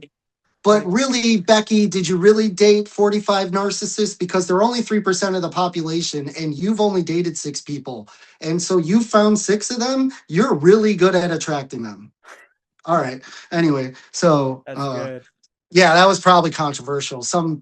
No, we're leaving it though. That's getting Some clipped. some neo-feminist who doesn't understand what feminism is going to be in the comments like, oh, and I'm going to be like, dude, my trans son calls me the F word. I think I'm more liberal than you. You need to stop talking. So anyway, like, before I don't. anybody gets upset about me being human, yeah. So um, yeah, I'm saying that I don't think we all talk about how much we have to like do that. Like when you have to get up and you have to go to work, and or your boss is going to call, or you're going to get a point system and you're fired. There's these accountability structures for people who run their own businesses, We particularly from have. their own homes, We gotta do it that they ourselves. don't fucking have. And it's way harder. It takes way more discipline, and you have to do things like be mean to people and tell them no because they think that they're going to run your business, or because they're not showing up for the 6th time you've asked them to be on your podcast. You have to be like, hey, dude, yeah, I'm going to be real with you. I would love to get you on the show, but like, I'm booked right now, and maybe we could circle back in a month or two because it was just really hard to make this happen. Yeah. And like, maybe right now you're not at the level where you can say something like that, but I think any of those other bigger podcasts that we've named absolutely are probably talking to people like that because it's a rub for you to go I've on these had to shows. do it. I'm not gonna Yeah. lie. There's been Yeah. circumstances where it's like right now it's just this is too Yeah. hard. And I've had Yeah. people do it to me. I've had to be like, Yeah. I just can't make it work right now. And that's fine. Imagine being human. That's fine. And And on the other side, they want to be on every podcast. They want to say yes to stuff. They know it's a part of their marketing strategy. They're trying to do that as a brand.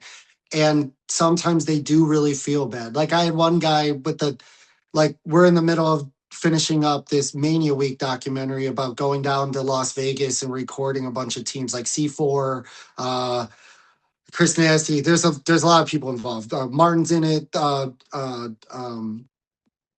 don't know. There's a ton of us. So we're editing right now and it's going well. But like at the start, there's a guy who's a round warrior, and I won't name him because it doesn't fucking matter. Where I came to him, I was like, yo, you're doing this thing. I know you're gonna be around there. Can I come shoot that being doc? And he went, bro, no, but I really want to, and I don't want you to hear me saying no, like a bad thing.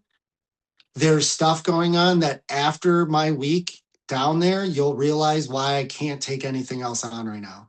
And then I found out that that person came out on TNA television. And I was like, dude, bro, you say no, bro. Like, you'll I'm not say mad, dude. And no way. But so I think no needs to mean no. And I don't know what happened to people, but I feel like people don't get told no in their real life anymore. People don't get told, do that again, I'm going to punch you in the face. And so there's like this weird group of adults that have no accountability. And Like when something else isn't working in my life, Hank has to get up and Hank has to fix it. No one's coming, dude. And I think for some people, that's not real to them. And I just don't know what universe they're living in. So my point is, you're like, he made 35 points. I know. Um, it's hard to keep going, dude. And you're in the middle of the grind. You're right at that point where you got enough momentum that the work, just realize, and you probably already know this one, this might be for somebody else listening. You're going to wake up in your room again and you're going to have to tell you to get the fuck out of your bed and just do the fucking thing, even though you don't want it. Like you don't want to do it that day. Yep. And other people get the luxury of calling in the work. We do not.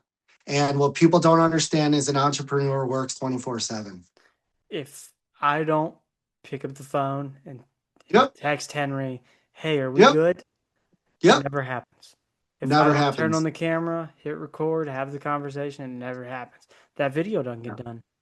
Yep. Like it's something that I've really had to like figure out and even figure out how to express to people. Like for instance, I have Pops and I have Nasty Nate who do content for the channel, and like Nate is a 15-year-old boy. Mm-hmm. He is growing. Mm-hmm. He has Yeah. he has no sense of responsibility. So like when I'm like, "Hey Nate, did you, maybe do your part of the fantasy booking? Did you write that out?" No, I play the game. I got to explain to him now that Saturday we don't have a show coming out because you didn't do what Yeah. you were supposed to. And like, And if you want to be on the show and want to be a part of it, you have to do that. Otherwise, I have to replace you, and you're my little brother, and I don't want to I don't replace want to you. I have want that to get you over conversation. too, bro. Yeah, Exactly, but dude. I think something happens inside of every entrepreneur where entrepreneurs tend to be people, Yes. but there's a point where you realize I've got to the point where it's like, I don't even care, man. I'm gonna lead, and if you don't want to be led, If then you don't that's like it, fine, I've and literally then had you don't I've have to got be in a on the relationship phone with me. with Yeah, like Pops or whoever, and I've been like, look, and maybe not directly towards him, but like, hey, insert name of this other person. I don't want to deal with them no more. I'm not going to. I don't have to. Like it, yeah, we all do this together. And if they're not going to hold up their end, and I got to hold up all this, like yeah, now, like for instance, if Nate doesn't do his part, now Justin's got to go and fill in that part and try to get it done himself. yeah. And like the way I see it is, if I'm going to do it anyways, why did I even Yeah. ask you to do it in the first place? Right. And that goes back to the, if I am asking you, it's because you're just as good or better than me, and that's why you're here. Exactly. Or there's a And reason, like, for instance, and I'll be honest, like, for instance, having Nate on, Nate's going to draw in younger viewers because Nate is a mhm, 15-year-old. yeah, Like, not all, like, and that's smart. I don't know a 15-year-old that wants to watch a Dude, 25-year-old man and a 45-year-old man have a conversation about professional wrestling. Gen Doesn't Z exist. probably hates me. Millennials who have listened to this are probably like, yeah, he's my millennial best friend. They're I having a know great that guy. time. But like Gen Z people are probably like, fuck him, dude. He's kind of, you know what I mean? Yeah, Because it's different now. And so, yes, the yes, that's another thing. As we've been thinking about some of this social stuff, strategy or warrior or whatever, where I was like, do we skew younger on purpose? Do we get a TikTok person? Because I've used that app for brands. I've never personally used TikTok. I actually don't like it. I haven't liked it since day one. I don't. It's I wouldn't it have one if it feels wasn't spammy. necessary. It's weird. Um, it feels like I'm on the shittiest part of the internet when I'm on that app. It's weird. It's like I'm scrolling and it's just 14 different people trying to shake their butt to the same song. And it's like, this is what we're doing now. Like, I'm not shitting, like, dude, make your money. That's not what I'm saying. I'm saying, like, I don't have time to get lost in this doom scroll. I have a business to run. Like, you know what I mean? It's I like, get you. that's what my relationship with TikTok's always been. But knowing that about myself, when I've had brands go, what do we want to be on TikTok? I go, okay, you have to hire a or find somebody on your team that can do the TikTok thing personality wise that's going to skew to a younger audience because Well, and that's my you're problem. Like that's why we yeah, haven't grown on TikTok, if you want me to be honest, because it's just clips. yeah, Like now the reactions, like if I go and show me, Nate, and Pops, and whoever on the live stream reacting to this sick cutter Javon Evans hit on yeah, Raw, it might get a couple thousand views or yeah, Tommaso Ciampa's debut or whatever. But now if yeah. I show a clip of, I just Me and had you talking. Don't put this on TikTok. it'll It's go gonna on do TikTok. nothing. It won't do anything. And it's nothing against either one of us. And I No. hope this is the thing that because I'll be honest, I thought no Opus clips. I hope this is the thing it picks. Dude, if you see this on TikTok, share it and like it. Come on, dude. Do it solid. Jesus. We can't figure out TikTok. Two old white dudes can't figure out TikTok. Like, Oh, whatever you gotta do.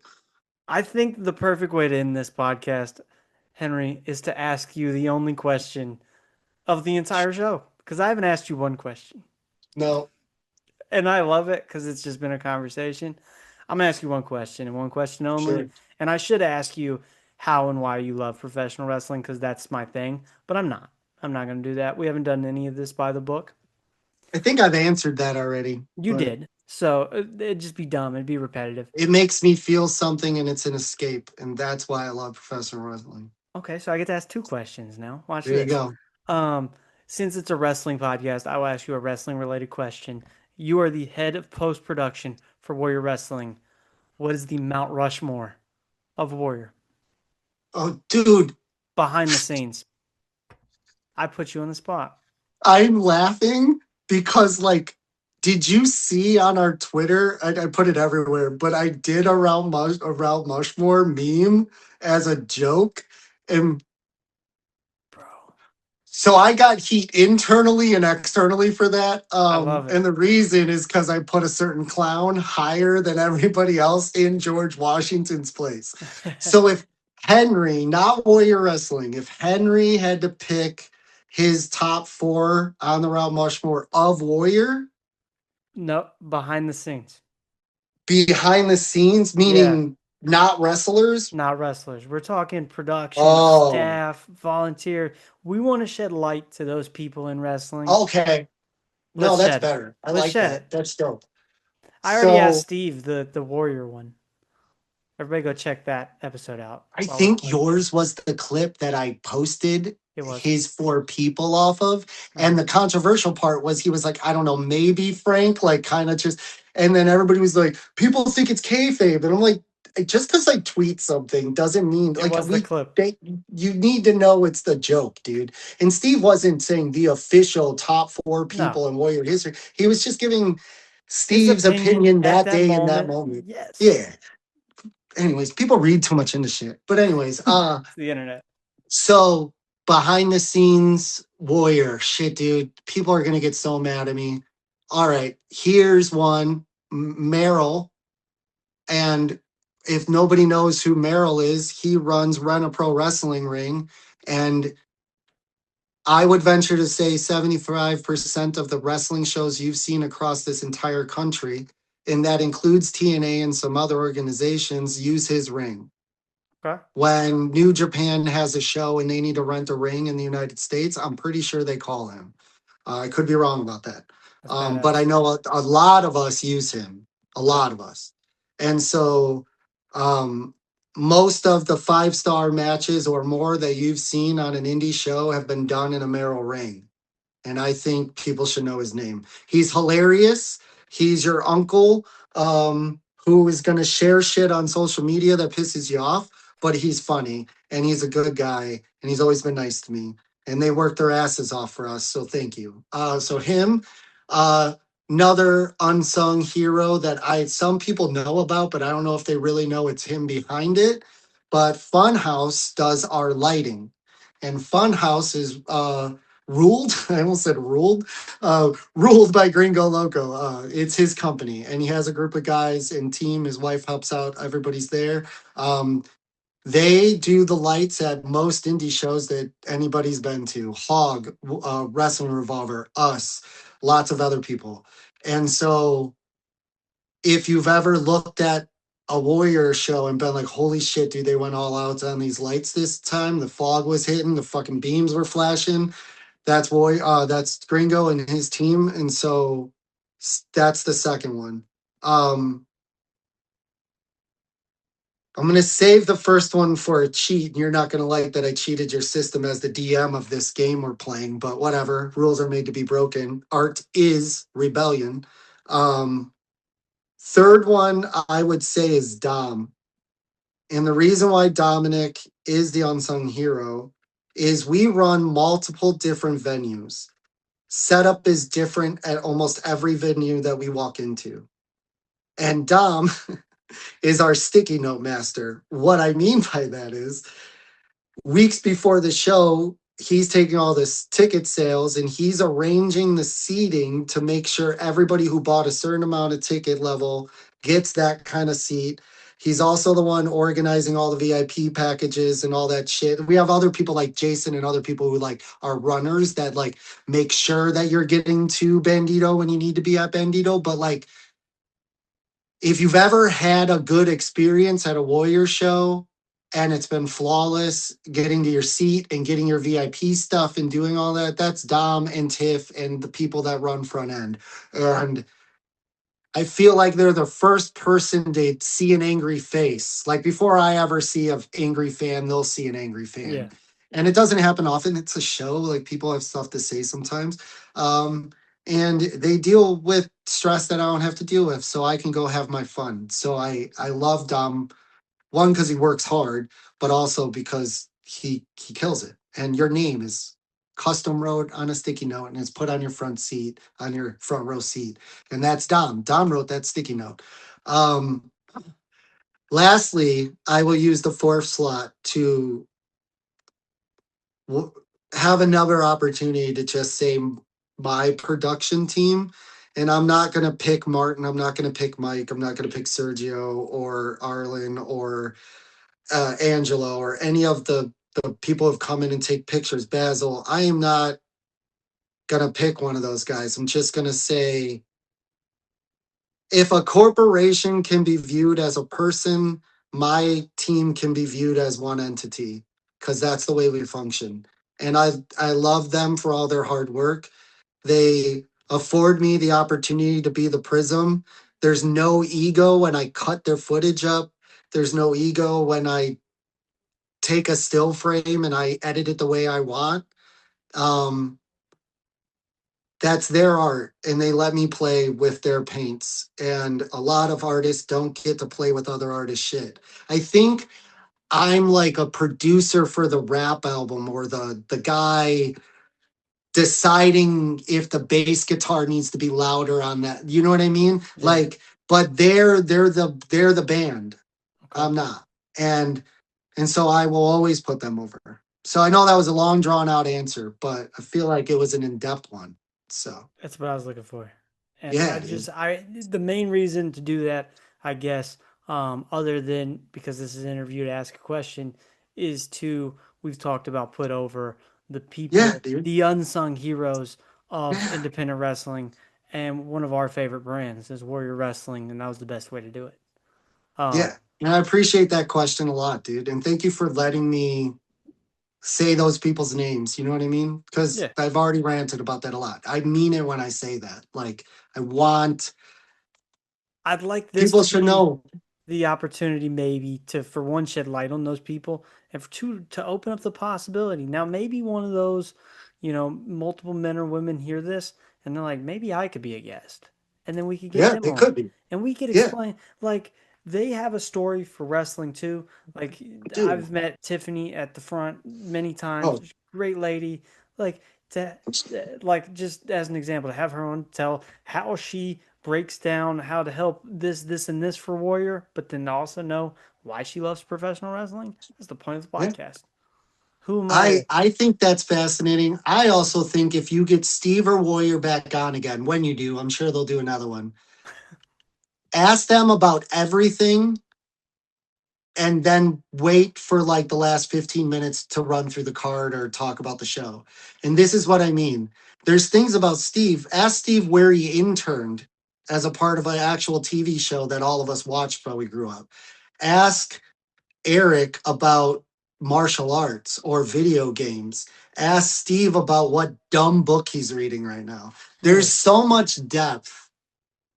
And like a lot of people don't know that they trained to be wrestlers. Okay, I know that. That's what I'm saying. Like, I think they make a lot of sense in why Warrior does what it does really well. Makes so much more sense when you find out that one of their first jobs was those two as besties in college. I think it was. This is why I'm saying get their story. But like they worked at a venue selling tickets.